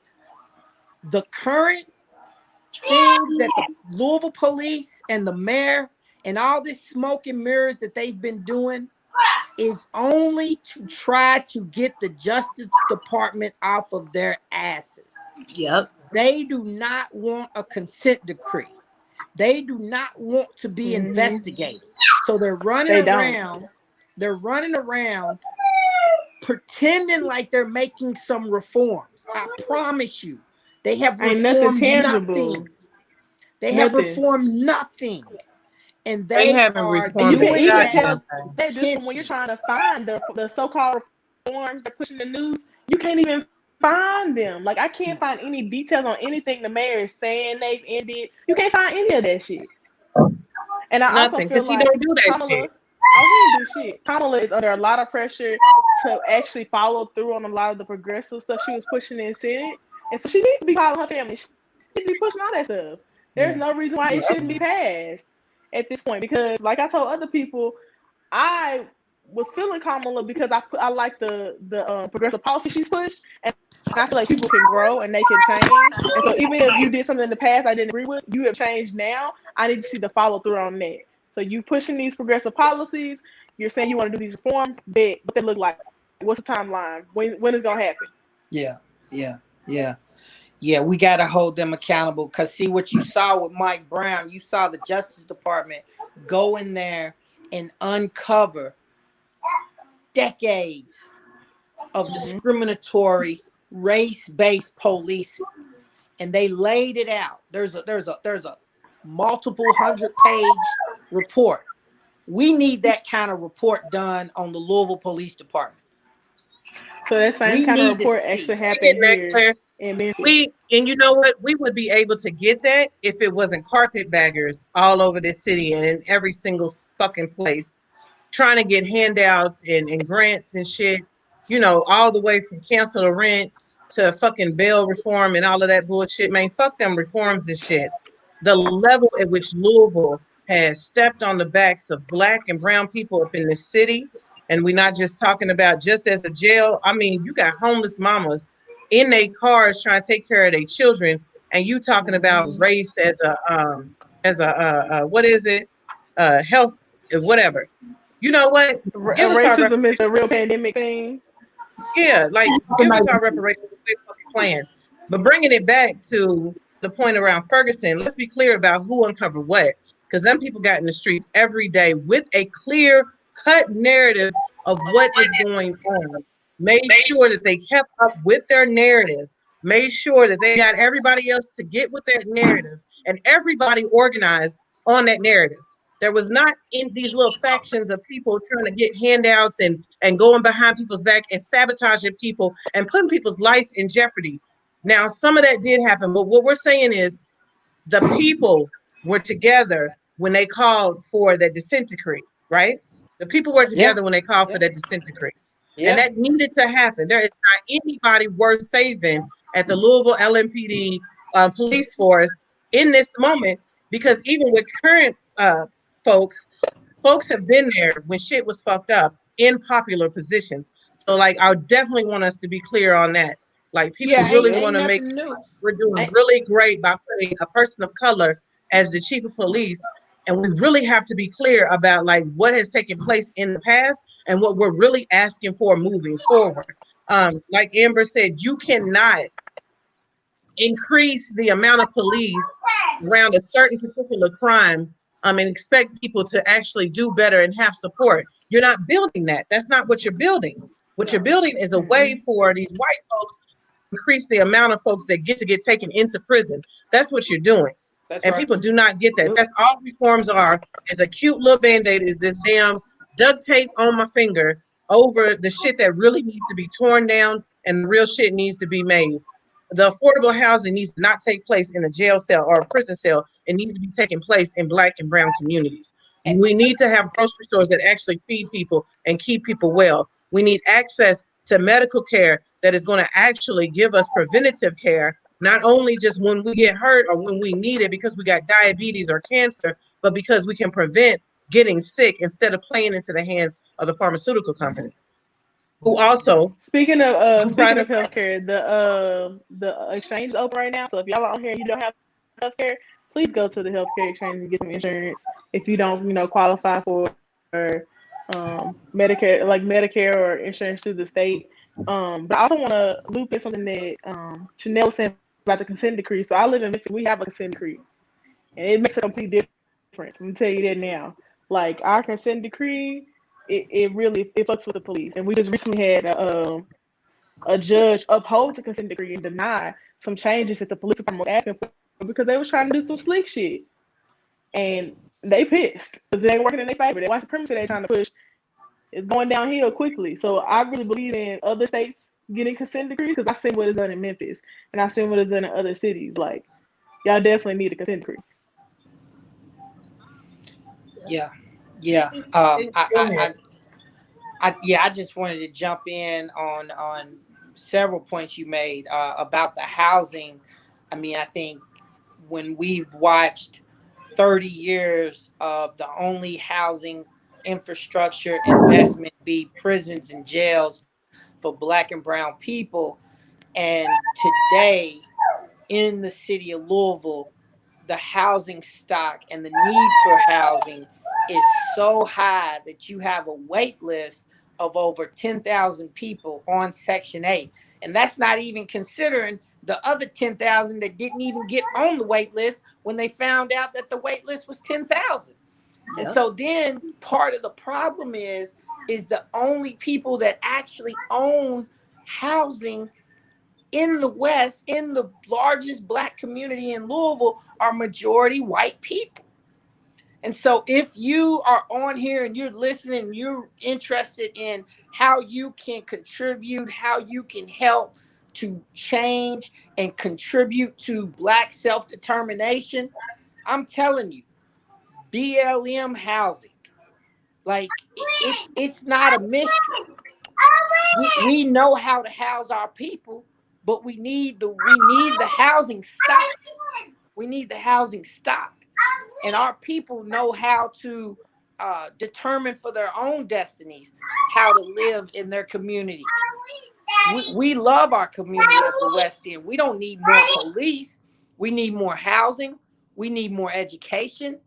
If you look at the schools in the West End in comparison to other schools, I mean, it almost takes you back to segregation.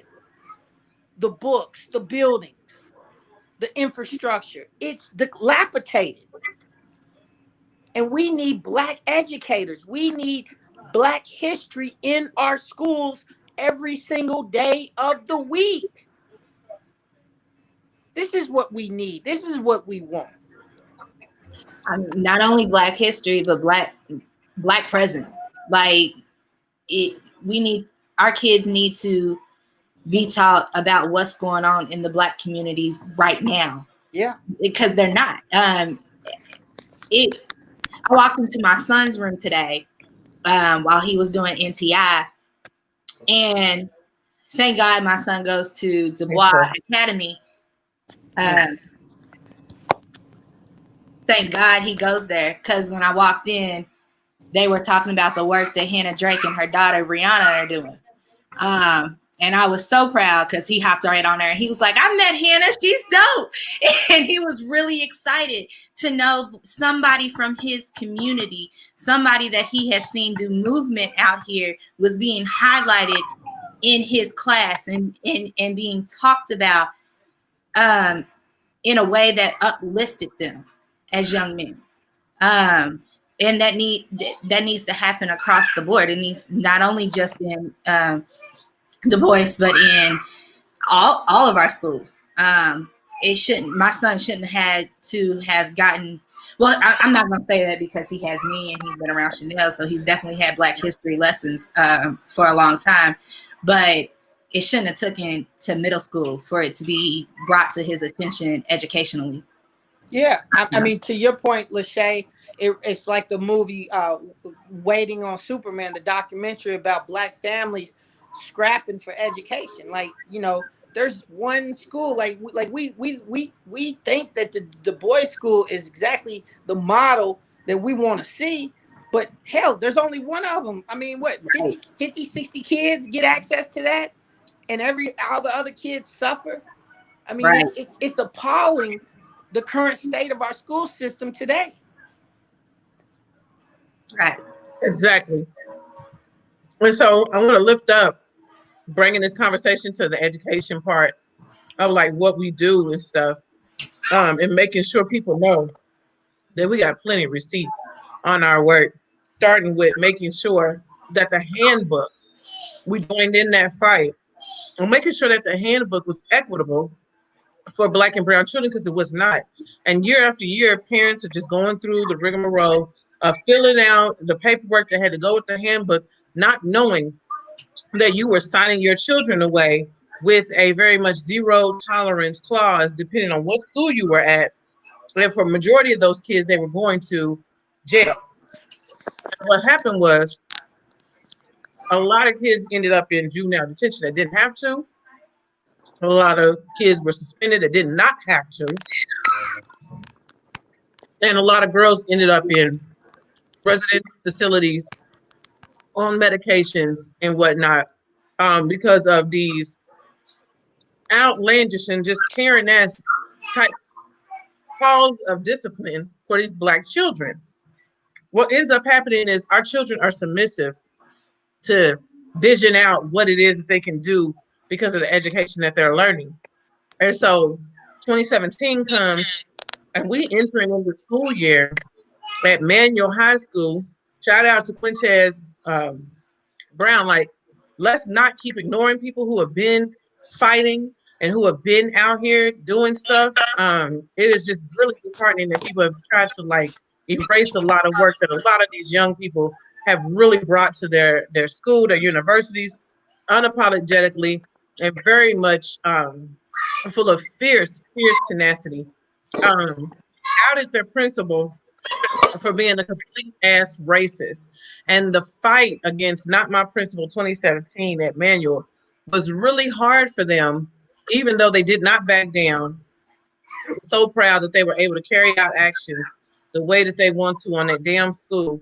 And this man was being held into his position because people thought he was just so nice and he had Black adopted kids. It wouldn't matter if, you know, it was there's not nobody I can name right now, and I was gonna try to do that. It wouldn't even give a fuck if your child was Black as night and you was white as snow.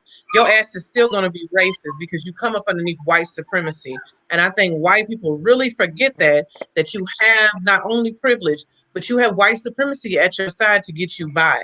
And so he was able to like laugh in people's faces and you know me, man. No, don't nobody know you. Luckily, them kids had recorded that conversation and it was disgusting. It was disgusting to hear an adult person talk to children like that. But for many of us, especially for us that went to school in the 80s and the 90s post-busting, we know what those conversations were like. We know what it is like to be told that you ain't shit, to be treated like you're not shit, to be suspended, to be thrown out of classroom, to be in ISEP all week, you know, all these different type of discipline and fractures. And then in this moment, I want to shout out to all the Black girls that used to wear all the shit everybody doing now, all the nails and the hair and the edges and getting suspended and the scarves and shit. I almost got thrown in ISEP because I had my scarf on. But I was thrown in ISEP for other shit. But just shout out to them because they endured a lot and they have to raise children in this moment who are enduring the same things. So lo and behold, fucking November 1st of 2017 goes down and we're watching videos are coming into me by the almost, it seems like by the dozens. People are, have you seen this? Have you seen this? And what was so grotesque about the video is that it didn't really play for me right away. All I could hear was the audio, and you hear this screeching and these screams, and then you hear like these just like terrified screams. And I'm just like, what the fuck is this? You know, I'm really trying to prepare myself because I am a victim of violence, especially by the police. And I just go into like the response that my body has. And I look at this video, and it is two boys trying to defend themselves from the police. And people are like, well, you know, the boys is bad. Well, if they bad, then how did they get that way? But what I saw was two boys who were unfearful of the fucking police and were willing to fight them and fought them because of a situation that took place in the cafeteria. And the more that we looked into the situation, the more it was like we cannot any longer have police officers in our school and think that our Black and brown children are going to be safe if they can't even have a play fight or an argument over headphones and then be adjudicated, tasered, slammed to the ground, and then tasers pointed at other children's faces. And immediately we went to bat for those boys, trying to make sure that that no other children would have to suffer at that. We've been extremely successful at Police Free Schools, a movement in its own, spun out of the movement for Black Lives. Shout out to Advancement Project and Alliance for Educational Justice, always being with us, our Bold family, Maria and Chomo, coming down and being able to train people and teach people, and get us on the narrative to make sure that we're lifting up police free schools and to stay consistent regardless if we got school or not. So we still have been on them about what they need to do with that $2 million that the board at JCPS will not fund with police personnel. So I'm not for sure if people know that regardless that school is not here, even though they did vote for the state implemented SROs across the board at every school, JCPS has been extremely resistant in that, regardless of investigations, to say we are not getting ready to fund police personnel at JCPS. We have one opposition, and that's Turtle Face Linda Duncan, who continues to stay on the board, even though she's extremely racist and needs to be removed. So if you live in Linda Duncan's district, we are 100% behind you at taking her fucking seat. On it. You hear me? Shit. So we'll get it all the way together. We'll door knock. We creative. We'll do a caravan. We'll do all that shit. But the bitch got to go. So she's heated and only wants to enter into conversation around safety if it's talking about bullets and guns.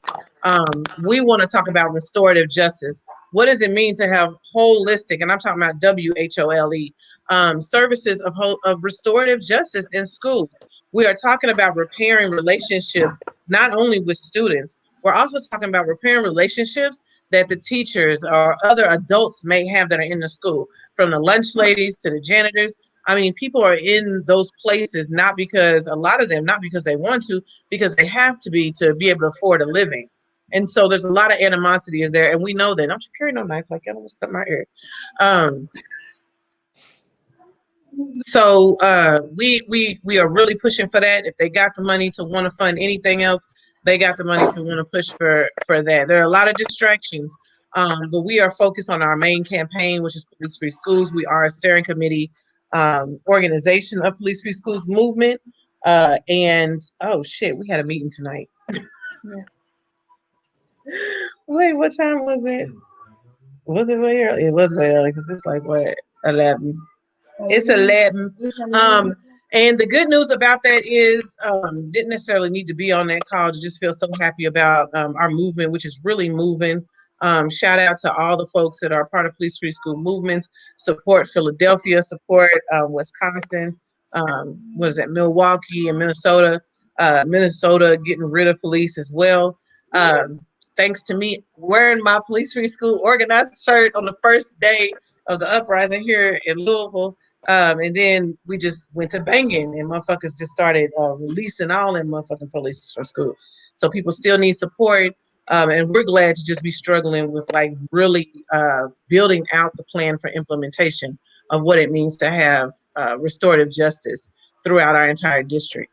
But it's been it's been a good fight, right? It's been the right fight to be in. because you are literally turning folks' notion. And we've been talking about abolition this whole time. If you've not been listening to Shelton, we've been talking about how abolition needs to take place and where we can stop it at, knowing that 54% of Black children go to jail from school. Like they go to jail from school. They start there. People want to be like, if you can't read by third grade, you're going to jail. Motherfuckers is going to jail at 5 years old. You know what I'm saying? Like they're being taken from the classroom in handcuffs. They are being handcuffed in the school. So it has nothing to do with what's going to happen to them later and if they're going to be in prison as an adult. They are already going to jail. Black girls are already being held up against their will for mental health issues, all because they are young Black women. Please shout out to the Andrea Ritchie and everybody who's doing amazing work around that. Our supporters at Borealis, love them to death, who have focused us for the next few years in making sure that not only we get the Police Free Schools work that we need, but all the work around abolition that we are doing. And it's just been so awesome to watch our friends come from places like this and be able to be in places like that they can provide gifts to our folks, including us. So we're loving that part and being able to support other people in this. So when I speak of Andrea Ritchie, I'm talking about the Black Girls Matter report. And that's something that we all need to read about. When we pushed up, what are we going to do for boys of color? And My Brother's Keeper, those sounded like really great things, but we have to put that shit in context. We wouldn't have needed it in the first place if there hadn't been an all-out assault on Black and brown males missing from their families and running away because you were lynching them. And this is historic. And so as the civil rights movement moved on, we began noticing the narratives and the trends of how Black and brown men are missing or becoming murdered or, getting on drugs or leaving their families. And luckily in a study a few years ago, can't think when, we found out that actually more Black and brown men are active in families than not. And so we've been able to dispel a lot of the stories against us. The lady on IG talked about the Willie Lynch letter. I wanted her to hear this part because that's Willie Lynch. When you create a whole motherfucking story for other people to believe and then be able to push those stats, our communities can go without. And so here we are saying, well, fuck y'all. And then also, you're not going to take our children with you. So we've been able to do that here. The only thing I've been extremely disappointed about is not being able to support the children who are being locked up, regardless of whatever crime that they are committing, because everybody is still valuable. And I don't think that it is okay that young children are being tossed up out of Louisville out into the counties and people still do not have a formidable plan for their rehabilitation.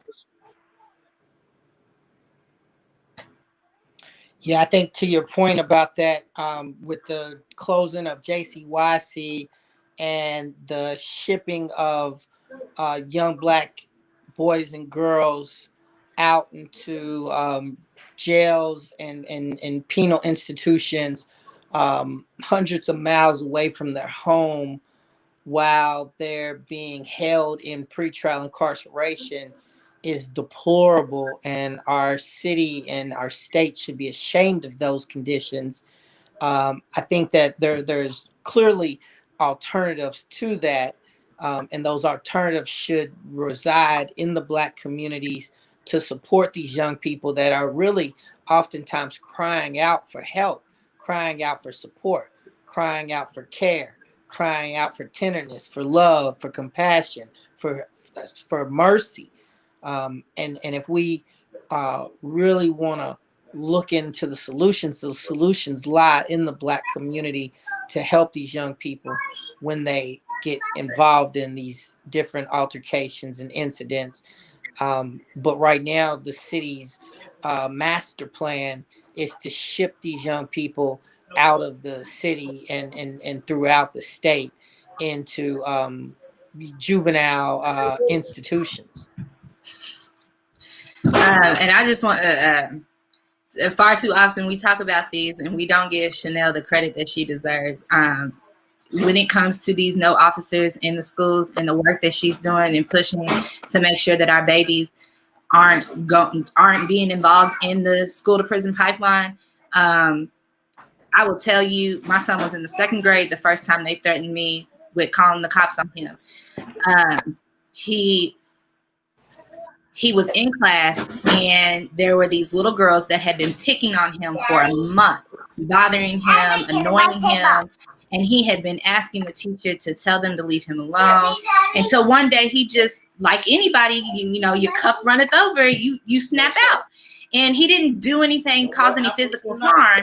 He threatened them, and he shouldn't have. But he threatened him. He was like, if you don't leave me alone, I'm going to cut your throat. It was a little excessive. And I told him from that, like, that's not the way you go. That's not the threat that we give. That's not where we go with it. But they threatened. I was sitting in the room with the principal, the vice principal, and the counselor, and the behavioral coach. So it's 4 of them, 1 of me, and my little second grade son. And they're sitting in this room and they're talking about, well, we have the ability to call the cops on him because that is threatened, and he can be charged with threatening crimes, whatever those were that they were trying to threaten me with. And I literally, at that moment, I was so upset I couldn't think to speak. And I sat my phone down and I started to type Chanel's name in. And they were like, who are you calling? And I said, Chanel Helm. And they immediately backed the damn conversation up and was like, all right, we're done. We're not going to call the cops on him, and we're going to let y'all go. We're just going to let this be a warning, but please have a conversation with him about why this is inappropriate for him to do in school. So when I say that the work that she's doing out here, thank you, Chanel. Thank you. It's working. You have the links here. Donate, because it's not a game. They are actually doing work that is actually helping people get through every day. Whether it be education, housing. Chanel housed me when I was homeless. They're getting it, and they're helping people. And so if you can't volunteer with them in some capacity, donate. Click these links, donate to them right now. Yeah, and I just want to jump in off of that, Lachey, and just really, like everybody who's talking about this work has 6, 7, 8, 9 different intersections of how we come into this work, right? And it's like this is not a hierarchical nonprofit. This is a flat structure of community building and movement building, where we're all intersecting, whether we come to this work by way of, hey, Chanel and the Louisville Community Bail Fund and BLM bailed me out, and now I'm running around helping seniors get back and forth to the polls, or whether we come to this work where, Lachey's getting advocacy within the JCPS school system, and then she turns around and she's a campaign manager for the Charles Booker campaign, right? Or going down to help Reverend Warnock get across the threshold to become the senator. This is all asset framed, right? Every single person, like if I bail somebody out tomorrow, that same person might turn out to be my carpenter, right? They might turn out to be my child's tutor. They might be my child's karate instructor, right? Because we see the value in all of us, right? There's no weak links, right? We're only as strong as the weakest in the pack. And so we're all elevating each other, all lifting each other up. So you're not going to see traditional nonprofit blood story for blood money in this conversation. Like we're not going to roll somebody out and say, look what Louisville Community Bail Fund did for me. No, this is us doing for us, right? This is not a blood story for blood money. We don't want your blood money. What we want is for you to join us in fighting for justice for our people, man. This is a movement, not a nonprofit, right? And that's why there's so many intersections. That's why you hear people shift conversations from talking about high schools putting principals out that are racist. That's why you hear a shift talking about housing. That's why we're talking about food and the right to have adequate, healthy, safe nourishment in the community. while we're talking about police-free schools, while we're talking about abolition of the pretrial and carceral state, abolition of the penal system, right? Because all of these things intersect to destroy our community, and we're all coming together to intersect to build and restore our community. Yes. From an asset-based perspective, like we're all cousins, we're all aunts, uncles, brothers, sisters, wives, husbands, loved ones, right? That's what we are. This is our community. This isn't a job. This isn't a nonprofit. This isn't a project. This isn't a program. Like, this is livelihood. This is us determining the future of ourselves in collaboration with one another, as if our lives depended on it. No, because our lives depend upon it. Yes, yes, yes. Or because our lives depend upon it. Because I don't think people really we can't be in competition with each other when we don't hold the power. Like, it ain't even about the whole black people can't be racist. It ain't got shit to do with that. It has to do with the fact that we don't have power, and we're willing to fight for it, and we're willing to try to get free. And that's what we intend on doing. Some of that for us is our duty. Like, I remember people laughing at Reverend Lewis Coleman, you know, like, may he rest in peace. Might as well call him Chairman Coleman, but you know, like, the things that he was standing up for and doing, it caused a ripple effect. And that ripple effect got shit changed. And it isn't just change like the change that you want to believe in and everybody throwing around this word just really freely.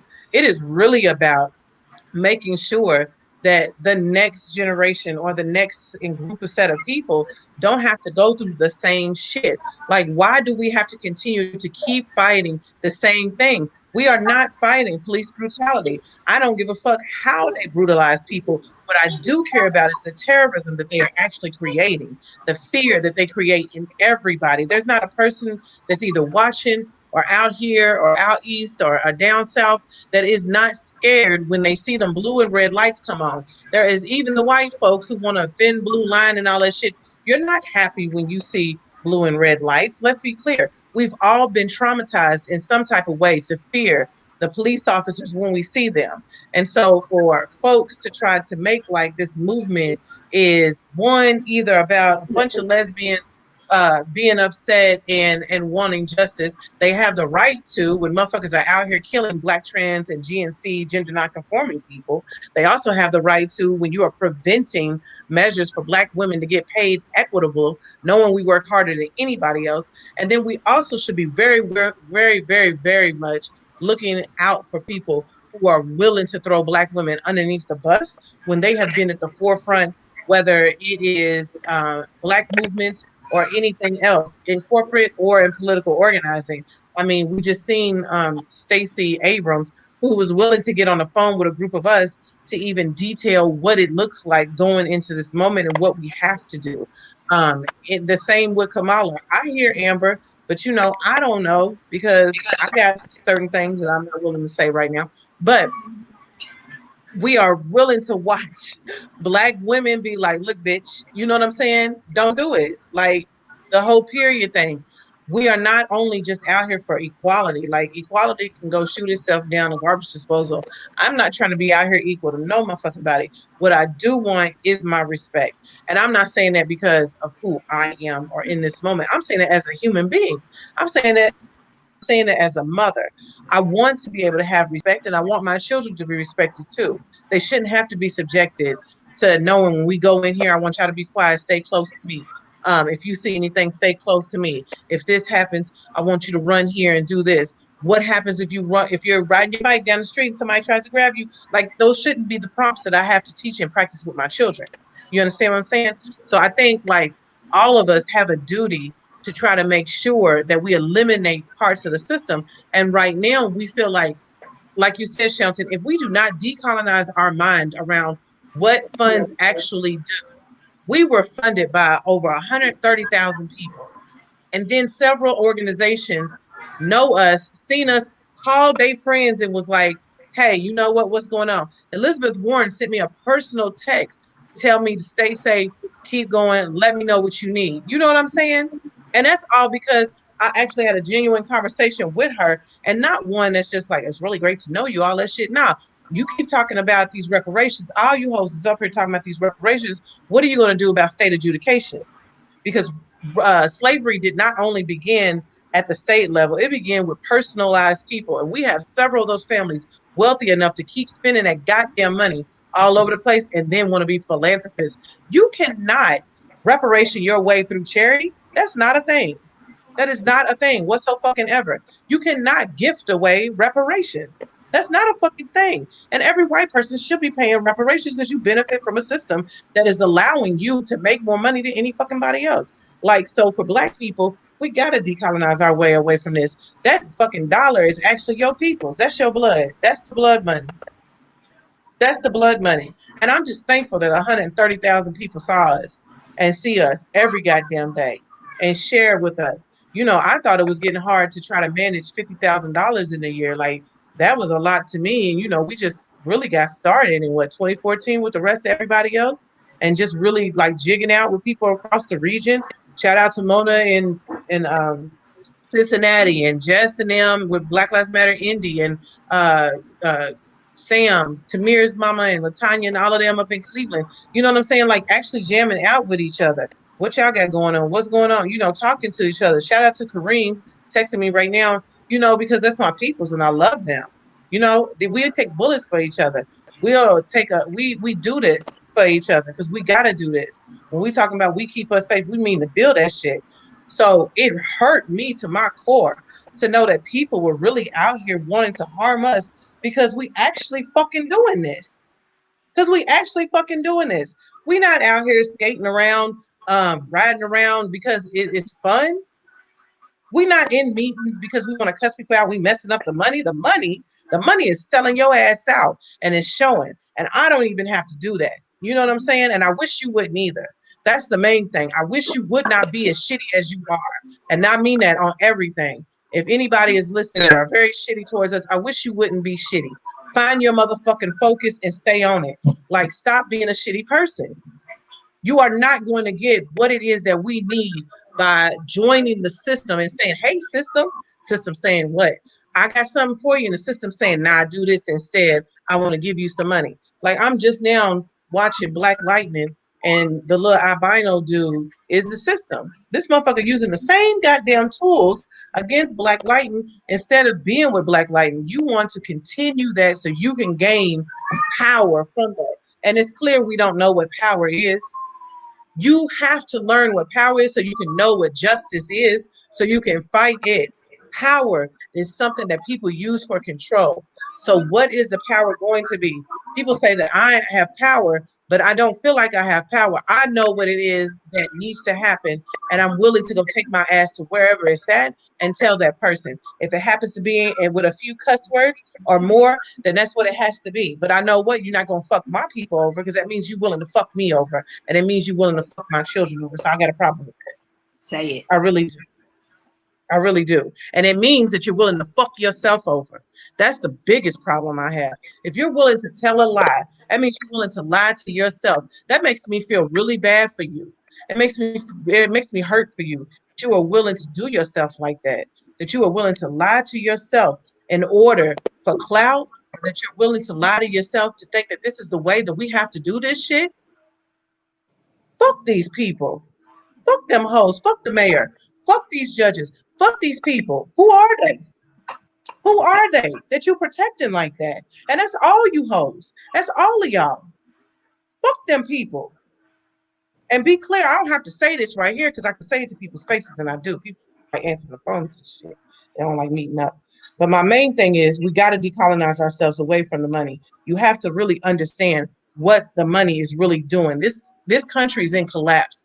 This country will not collapse because it is so concerned with the dollar. It is trying to hold on to the dollar that they put fucking Trump in office to even try to move corporatism to a new way and created Trumpism, which ain't shit. A bunch of hustlers and swindlers. Y'all funding hustlers and swindlers right now in justice work. So I'm concerned that people don't know what justice is, and I'm also concerned that people don't know what power is. We are getting ready to have an organizer training coming up, and I'm really hoping people take it because I'm loving the folks that are jumping in. They're asking questions, and it's not even for me. I mean, I'm gonna send you to somebody else if it has to do with something else. And people ask me questions all day, thinking that I have to come up with the answer for whatever they want to organize. But there are people out here that are already doing that work.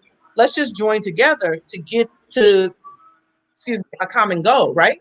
Let's just do that. What does it look like to outreach and then network to do that? Have you had a formidable one-on-one with somebody who's doing the same work as you, right? So one of the bailouts had been on home incarceration and was just sitting with me and was just like, you know what? Anything around home incarceration? And yes, it's called electronic monitoring. So putting a GPS system on your body outside of your phone, because let's be clear, these motherfuckers will tell them all day long where you're gonna be at.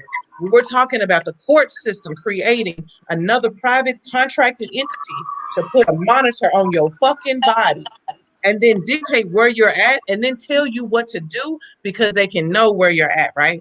People get woken up at 2:00 in the morning talking about it doesn't look like you where you at. Yeah, it is, bitch. Because all you got to do is look at the GPS and see that the person is at home or see if the person is here or there. You know where they at, and then calling them all, wherever they need to go. And it happens down here at Louisville Metro Corrections. The people down there are hungry. If that's your peoples, I don't like them. It's hungry. Chanel, I watched them violate one of our folks, one of our young men. His mom took him down to the monitoring place for their weekly meeting, right? On the way back home, she swung through the Long John Silver's to get herself a sandwich after a long day of work. Don't you know they cried on the phone. The next week when he went back, they violated that boy because the mama wanted a sandwich from Long John Silver's. And he was in the car with her the whole time. Yeah. On your phone, if you go to your maps, it shows you where you've been at. You don't even know you're being monitored. When you turn that location symbol on your phone right here, when you turn that on your phone, and especially if you got Google, you go to maps and you go into your settings and you look at where you've been tracked, it shows you every day that you've had that on where you're going, right? That same system works for fucking home incarceration system, the electronic monitoring. He went to the freaking store with his mama because she wanted something to eat. He damn near cried on her. He got COVID in LMPDC. I said LMPDC. LMDC. He got COVID for infraction on electronic monitoring on home incarceration. The man got COVID. And we don't even know what the long-term impact that COVID is going to have on the bodies of all the people that are being infected in the jails. We don't even know the disastrous damage that it's causing to the lungs and to the other internal organs. But yet our jailer, our mayor, our judges, our criminal system still turns a blind eye and leaves thousands and thousands and thousands of people in harm's way. And we're supposed to be the most compassionate city in the nation.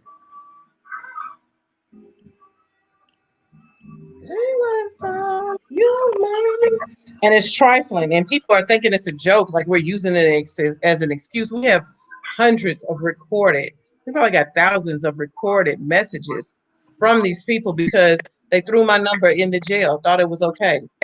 Oh, we're gonna give you their number so you can get bailed out by them.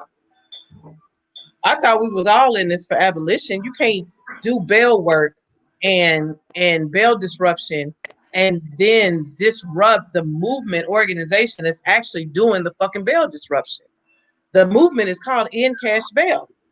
End it, eliminate it, abolish it. We don't give a fuck what you put in place. We do. But what we're saying is you need to end cash bail because it's contributing to $700 billion industry, an industry that is taking people away from their families, but taking people away from their communities, pulling them away from what support and love and care looks like, even though they committed a crime, yes. And replacing that with what? you not putting the resources there, y'all don't give a fuck. They don't give a fuck. See what I see.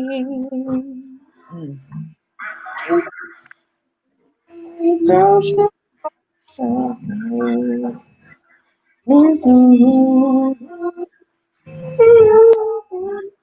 I want to hit on something Chanel was talking about when she was talking about elected officials going for the dollar and changing what the movement in work looks like. A lot of times in this work, I see people who want to run for office, and when they talk about them wanting to run for office, and they are doing it for all the right intentions, and they are doing it because they feel like this is their way to change the system. If they could get inside and change it from the inside, it'll affect something on the outside. And what often happens is that they get into these systems and they become part of it.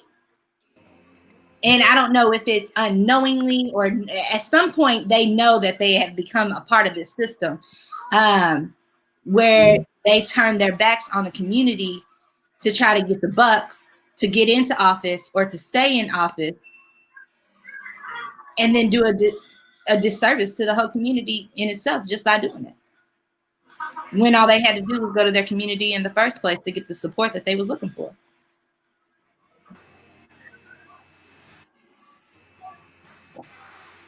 That part. And I also think it's, the money might be good, but the money is not all that. They want to keep a system intact that in this moment, and we're talking about this year, like, let's not forget at the beginning of this year, this president was willing to nuke a motherfucker. Like, he was talking about nuking people. They were talking about dropping bombs on each other. And there was a formidable threat that a bomb could have been dropped on the U.S. Not necessarily a nuke, but I'm saying they were discussing this shit. And we all thought this might be the day that we motherfucking get blown up. To February, where all him and his friends were just loving that the fucking fire, the forests were on fire, especially out in Brazil. And I just cannot believe that people thought that shit was okay.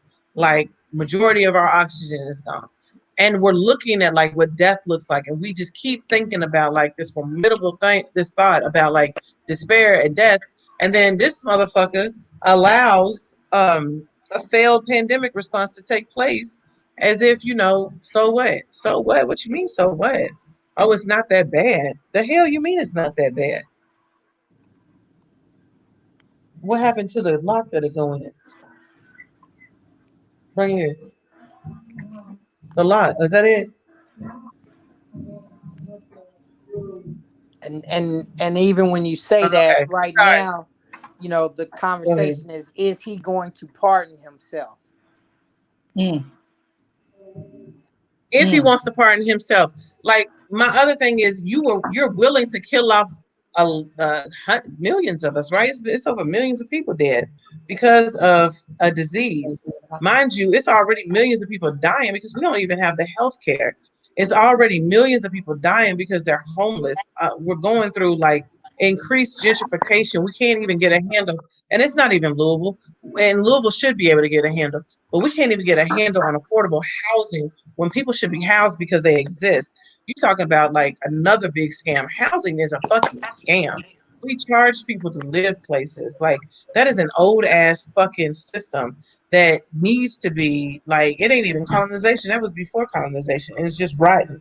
And then we have folks who are arguing against whether or not people should not pay fucking rent in a pandemic where you are forcing people out of their jobs. Some people won't ever even go back to the job, the company that they were working at.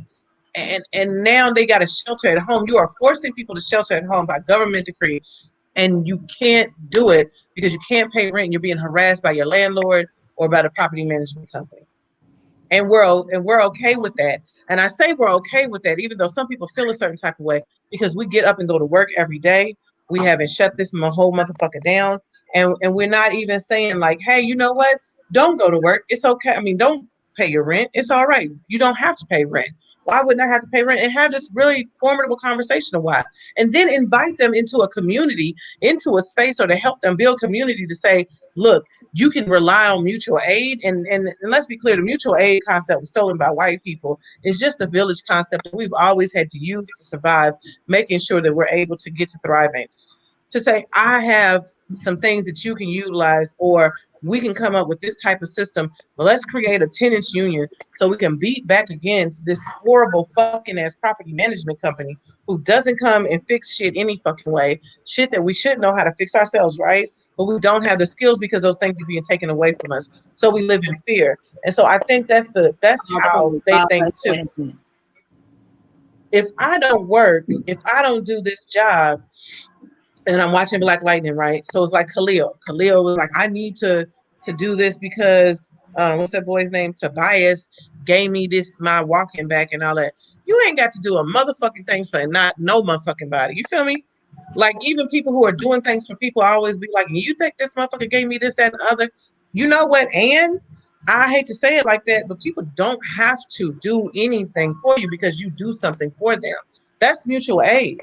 And I know it sounds a bit hurtful because sometimes we pour too much of ourselves into people who don't give us anything in return. And I think people are doing that because they want to pour in. It's just like these funky ass jobs y'all slave over for. Quit pouring yourself into somebody who you know is not going to give you back what it is that you deserve and what you're worth. Like you're the only person that can determine what you're worth and what you deserve. So why give that to somebody who isn't remotely even thinking about your well-being? Whether it be somebody as an individual or whether it be a corporation. And so decolonizing ourselves around this money is knowing that, like, one, our people's blood was spilled just so they can make them funky motherfuckers, right? So that they can have this fucking market, so that they can push these different economies and try to build these economies. Like we paved the motherfucking ground, pavement routes, the treetops, the top of these buildings, the elevator system, to all of that shit. That's our ancestors. Every day, we are slaving away at some funds that have been built off the spilt of their blood. And I'm just not even about that. So I want to lift up that I made sure that our folks didn't have to beg people for spaces, that our folks don't have to beg people for housing, and that we give it to them, that we gave it to them. A mama is homeless and she needs help and shit, and y'all ignore that shit. All you gotta do is talk to her. It's gonna be a hell of a fucking story. But if you ain't got no fucking housing, wouldn't you sound like that too? I guess I'll be all over the place too if I don't know what to do, if I can't find housing, or I'm gonna be bugging the shit out of you. Yes, of course. You don't have anywhere to live. I mean, that's real shit. I can't safely take care of my children if I don't have somewhere to live. I don't. And that's crazy. We spend almost hundreds of thousands of dollars out of several organizations within half of the year just to make sure mamas are housed, just to make sure that Black femmes, trans and gender nonconforming people are safely housed. So one, they don't die, and two, so that they can have some dignity. So they can have dignity just to live. And so people are upset because community bail fund that's built for the community, funded by the people, not corporations. We ain't waiting for Goldman Sachs money to come in. We don't have donors that's waiting on a $10,000 check, right? I had one of their donors go back and forth for months, and we could have been and got $25,000 from one person. Are you fucking serious? But you got it and give it. Nobody should have to go through a conversation with you to push you to move it if you got it, especially if you white. It's reparations. You need to give it.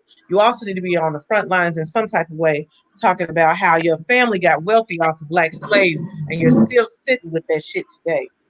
So we also made sure that we bought property that was sitting vacant and abandoned. 3rd Street, is it 3rd Street Baptist Church building, the 1926, 24. It says 20 on PDA. But what is so awesome about that is that it sits in the heart of West Louisville. It's got a lot of space. We were able to get the lot next door to it, which is next door to the library, and the parking lot across the street. Construction and stuff takes time, and we're trying to build out our network. And we were able to get that building, and we're going to turn it into a formidable community space. Community folks have already used it for a play.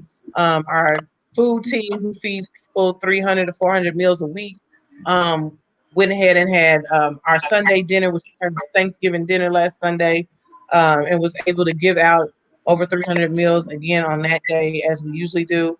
And if you want to be one of those cooks, it's just 50 meals on that day. If you know how to cook a lot, like spaghetti and meatballs, lasagna, sandwiches, and stuff. Anyway, we also bought a warehouse that sits in California that is space. It's just a lot of ample space, and people are having all type of thoughts of what can happen with it. And we're definitely looking at worker space. It needs some support, and so we got that construction link on there, making sure people give to our construction link.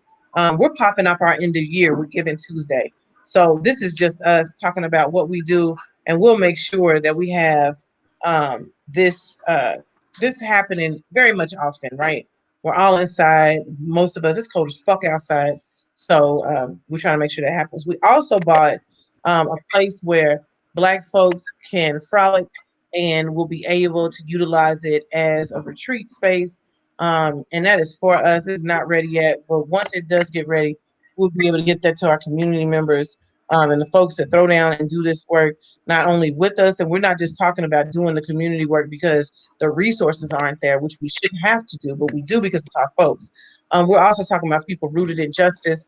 We're also talking about people who want to make that entrepreneur leap or who want to do many other things. I even promised our real estate agent, I was like, girl, don't you want to have a retreat? And she was like, I ain't had a retreat in a minute. So things that we think are luxurious are things that our bodies need to just rejuvenate and to just to build out with our folks. So it's been awesome being able to do that with those funds and get like our folks the things that they need. I know Shelton deals with folks day in and day out, and knowing that like people need stuff and people just need the support. And we think like because somebody does something that's evil and then there has to be a good, that they don't need support. And that's just a shitty way of thinking like that. That's white supremacy. Really. Yeah, and I think to your point, Chanel, we've been able to form a team of folks that were bailed out. They have a bunch of skill sets, carpentry, landscaping, lawn care, you name it. They can do it. And they've been able to, lend their hand to beautifying the green spaces of these properties that Chanel's mentioned. You know, it's interesting because the myth is that our people don't want to work, our people don't want education. Our people died for education. Our people died to learn how to read. It was illegal for us to read. And we snuck and we learned how to read and we taught each other how to read. Our people died to be able to own a piece of property, 40 acres and a mule. So all of these kind of white supremacist ideas about Black people, they're not steeped in reality. They're not. Like Black people want their own property. Black people want education. Black people want gainful employment. And a lot of those things are being hoarded in order for one group to have more of than another group. And what we're trying to do is we're trying to say, nah, we want our own grocery. We want our own workforce. We want our own education. We want our own housing. And so, I think when Chanel mentions how people can support, it's one thing to drop a dime and don't give you time. This is a movement where, you can give your time to this work by unifying with us. There's lots of ways to intersect and get involved. Obviously, definitely if you have treasure, but if you have talent, if you have time, or if you have treasure, give all of them, because all of them are necessary when you're talking about 400 years of enslavement, 150 years of Jim Crow, and another 100 years of a penal system that's exploiting a Black community, right? There's not an overabundance of people working to eradicate those forces that have been so destructive on the Black community. So if you want, give your time, your talent, and your treasure. Come join us in this movement for liberation, freedom, and justice. Absolutely. What time is it? We got like what 13 minutes. What do Shay jump down? Okay, yeah. Yeah. And we try to get on here and be live, giving all of our folks chance and opportunity. We will have a live at 2 p.m. on Thursday. I know we had stopped our lives daily. There was a lot of organizing meetings that were happening. Most of us are political organizers, so we had to take care of some things because of the election, coordinating our folks to get to the polls, supporting community members who wanted to get people to the polls and still registering. Shout out to the voter brigade, the voter engagement brigade, some elders in our community who are out here doing some really tangible grassroots work with getting people registered, and understanding how important it is not only to vote, but to be politically minded. You know, if you want to know about something, like just stay on it, like actually stay on it. I hate when people be like, well, go look it up. Actually tell people how to look it up or something. There are some people that you just be like, go the hell on with that shit. But definitely want to make sure, give a shout out to them. Another formation that was created this year was the Prison Wives of GRCC. The prison, and I just love the way that they came together. It was not backing down, and there was incredible pressure on Bashir, and he really did try to ignore it. And when those numbers came in, he was looking really silly, and had to address that. Right.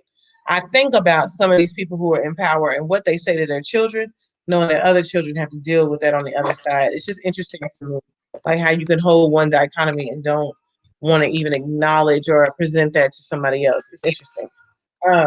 Another formation, a newer formation that is created is use these hands. Use these hands. I know, I remember that. And that is a community member who wants to get folks to learn American Sign Language so that people can be safe, can utilize a different language. You never know, you might need to utilize the language where you can't speak. And then there are a lot of people who can't actually hear that need to utilize sign language. That may be an emergency response. That was his main thing. He was concerned about like what happens when people who are deaf, like Darnell Wicker, who was murdered by the police, shot within seconds of leaving a house in 2016. Yeah, 2016. And he couldn't hear, but that wasn't even, it had nothing to do with him not hearing. It had to do with the fact that LMPD are a murderous group of people, and they shot that man within a matter of seconds. So catch that on Wednesdays at 8 and on Fridays at 8. I'm going to check because he's doing GoPuff or something, one of them driving places. But look for use these hands, and that has been one of the other prouder formations. Definitely make sure you're paying attention to students at U of L who are doing some amazing accountability work on a school. Like, I think it's hard and it's tiring, but they need all the support we can get. They have gone through an entire pandemic in college, and then an uprising rooted on their leadership, and then had to go to school and deal with an amazing amount of repression because racist professors and adjunct can say whatever they want to say to people who've been traumatized in the street. So no type of consideration for them, and they've been handing it to them and giving it to them. So if you know a U of L student, drop something to them as well. Make a care package. I'm sure it's the end of school or something like that. What else did we forget to talk about, Shelton? Oh man, I mean, I think, elevating the young people would be something that I would always want to say. I mean, Black Lives Matter just always has the youth, always has the kids in the space. And it's not using the youth to try to grab the attention and the hearts of donors, right? Like that's played out. That's using people. But our youth are in our spaces because that's our future, right? And they stay in the space, and they learn what movement work is. They feast, they eat, and they prepare to be the next generation of leadership. And so I just want to speak to that, because I know, like, for traditional donor, colonialized funding and philanthropy, this idea that, like, I bring a little cute Black kid in front of you and then you'll give me some money, right? Like, that has to be smashed. Like, our Black kids are in the space because the space is designed for them, about them, for the advancement of them, not for the perpetuation of someone's good intentions, good heartwarming, because they gave a few dollars to some Black kids. It's unfortunate that charade continues to proliferate the nonprofit industrial complex, that our youth and our families are being exploited so that somebody has a salary, and so that somebody's building fund can be developed. But guess what? At 5:00 p.m., can't nobody go into that building anymore. And that building is supposed to be for their community. That's the nonprofit industrial complex that needs to be smashed, along with decolonizing philanthropy, decolonizing fundraising. This idea that somehow we're supposed to tell you about the worst thing that ever happened to our people, the worst thing that ever happened to our kids, and just make you shed a tear, and then you just give us $1. Like that's a perpetuation of degradation and harm on communities. If you give to us, you give because you believe in justice, and you're tired of watching injustice. You're tired of watching Black people choked out on camera. You're tired of watching our community suffer. You're tired that we have more liquor stores on corners than we do grocery stores. You're tired, we're tired, and we need resources to take back what Chanel calls power from the powerful. And we need to use those resources to build our own grocery stores, to build our own workforce development, to build our own education infrastructure, right? And so that's what you're giving to. You're giving to justice, not charity. You're not going to have on this show us ushering out somebody, poor me, and begging for your dollars. It's better to be broke than to be in that position. Nonprofit industrial complex, we will not be, never will. But the point is that our people are depending on us to go out, advocate together, collaborate together, and build together. And that's the work that's happening day in and day out. And it's happening with you or without you. And hopefully you'll get on board and you'll join us, because it's movement time, baby. It's not going to be televised. It's not going to slow down. Either you join us or not. And that's okay if you don't, because we look around and we watch the perpetuation of harm on our community day in and day out. And not just from a white face, but oftentimes even Black faces that have good intentions. But I'll tell you, good intentions is not a hall pass through history, right? There's lots of good intentions that have been destructive on our community. We want to be instructive and rebuilding our community to the point that our community is thriving. And right now, with mass policing, mass incarceration, we can't. That looks good like that. I kind of envision the table sitting on.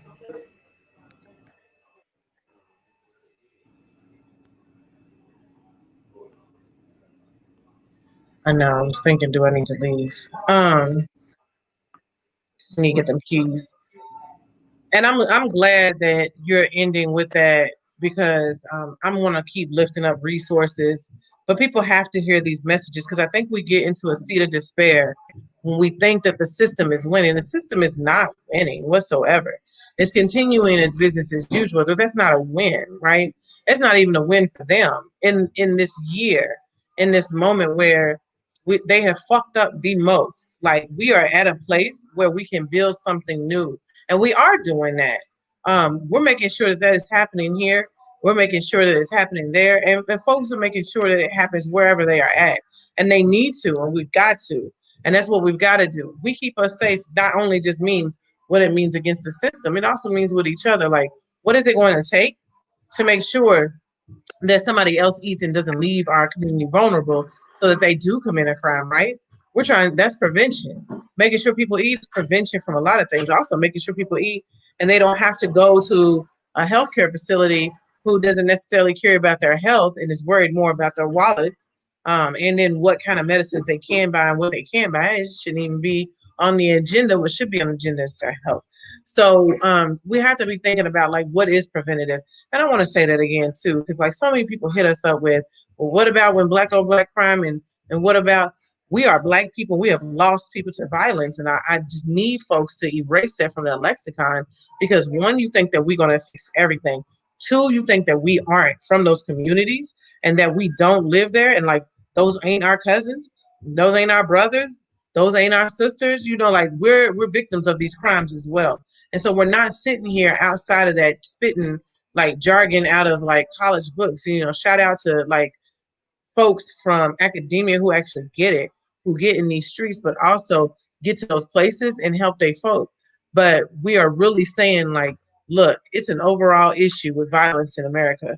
And we're the group of people who are saying to our group of people, like, let's take care of us and make sure that we can get free.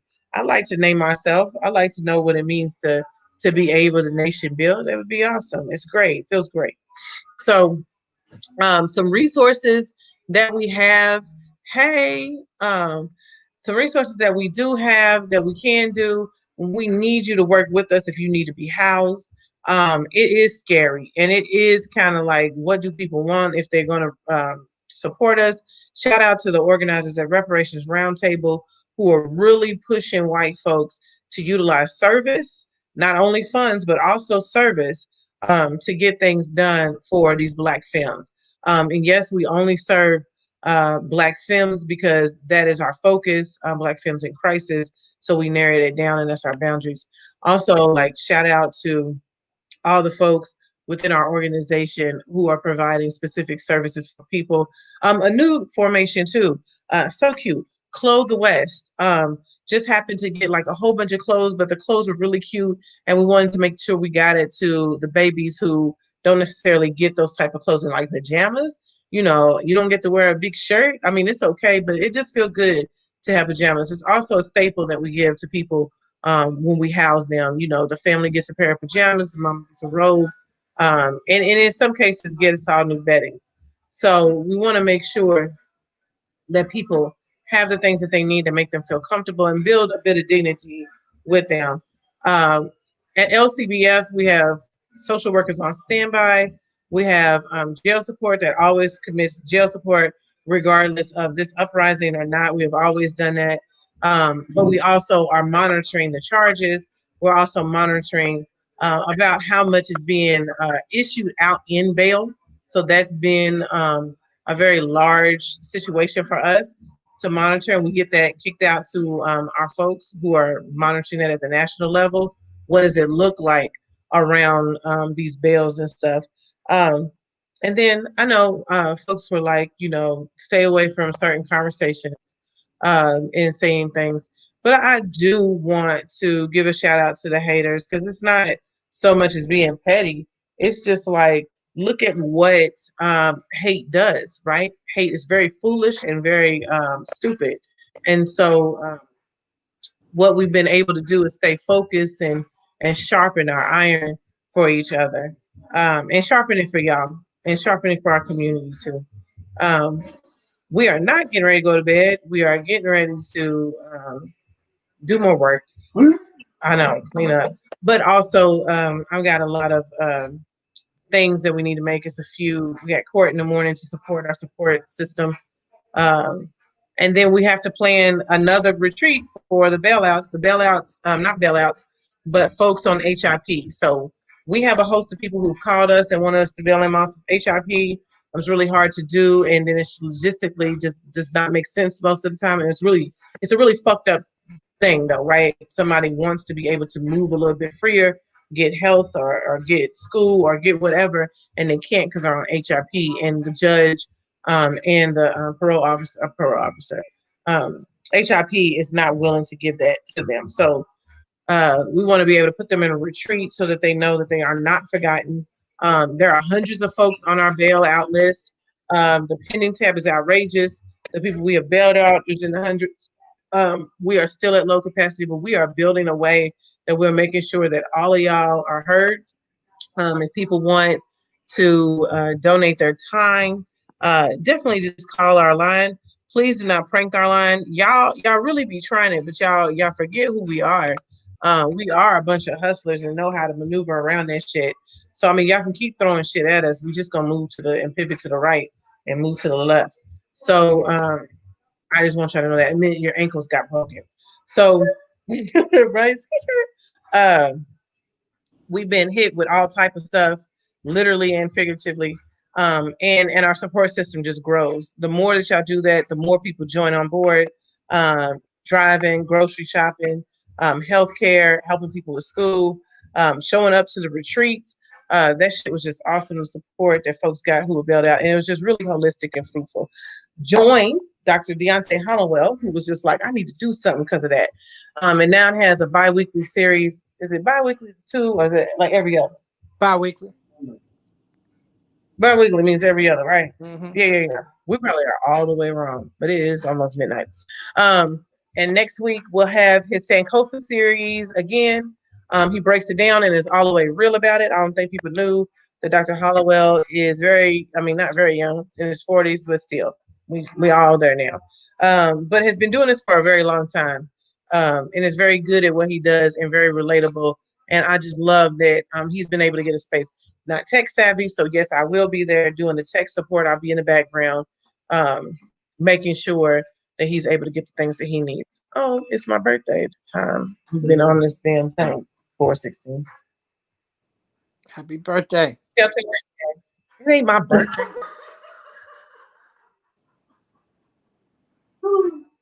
No way. I do want to chime in and say something for I who's done a lot of trauma work. That when you are providing resources for people and when you extend that empathy and compassion and people are there is no such thing as crime. There is no such thing.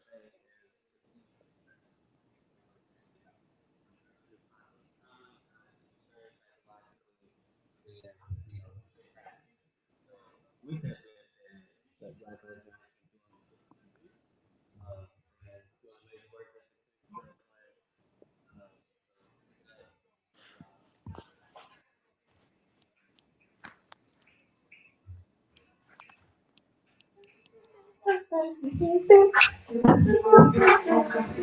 Ain't it like the end of the show?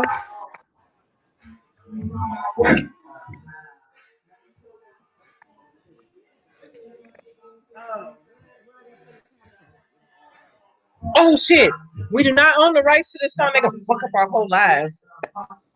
I gotta create a banner just to say this shit.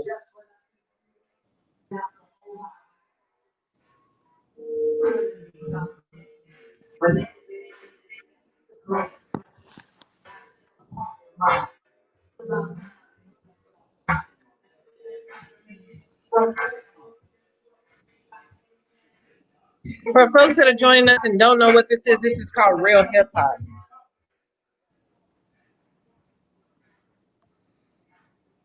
Oh, let me read that.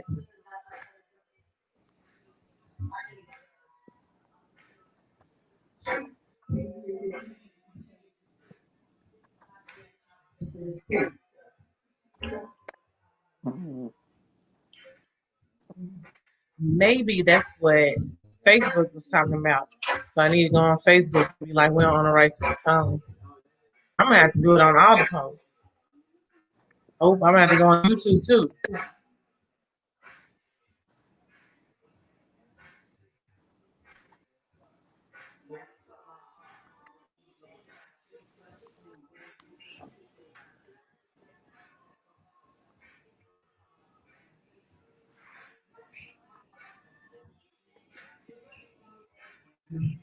So what are they supposed to do?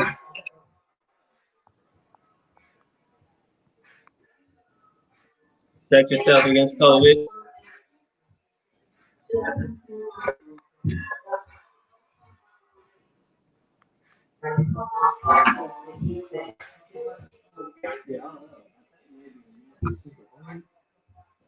No. So I don't think it's them, even though it's like mineral oil. I think that the chimney needs to be cleaned.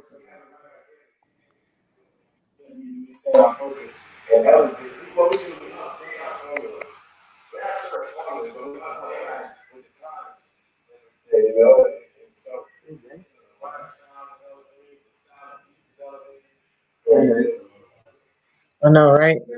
I'm gonna just make y'all listen to.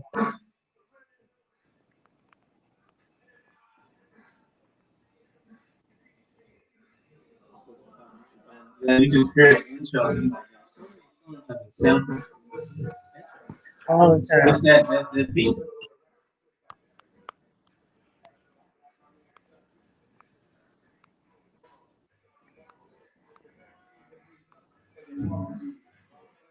What y'all know about 5%? All right, Shelton, I'm about to go. You ready to go? Yeah, I'm out, fam. Thank you. Shout out to Chanel Helm. Shout out to M Easy. Shout out to everybody locked up. Let's get 'em free. Let's get free. Y'all stay up. Free the land. All right.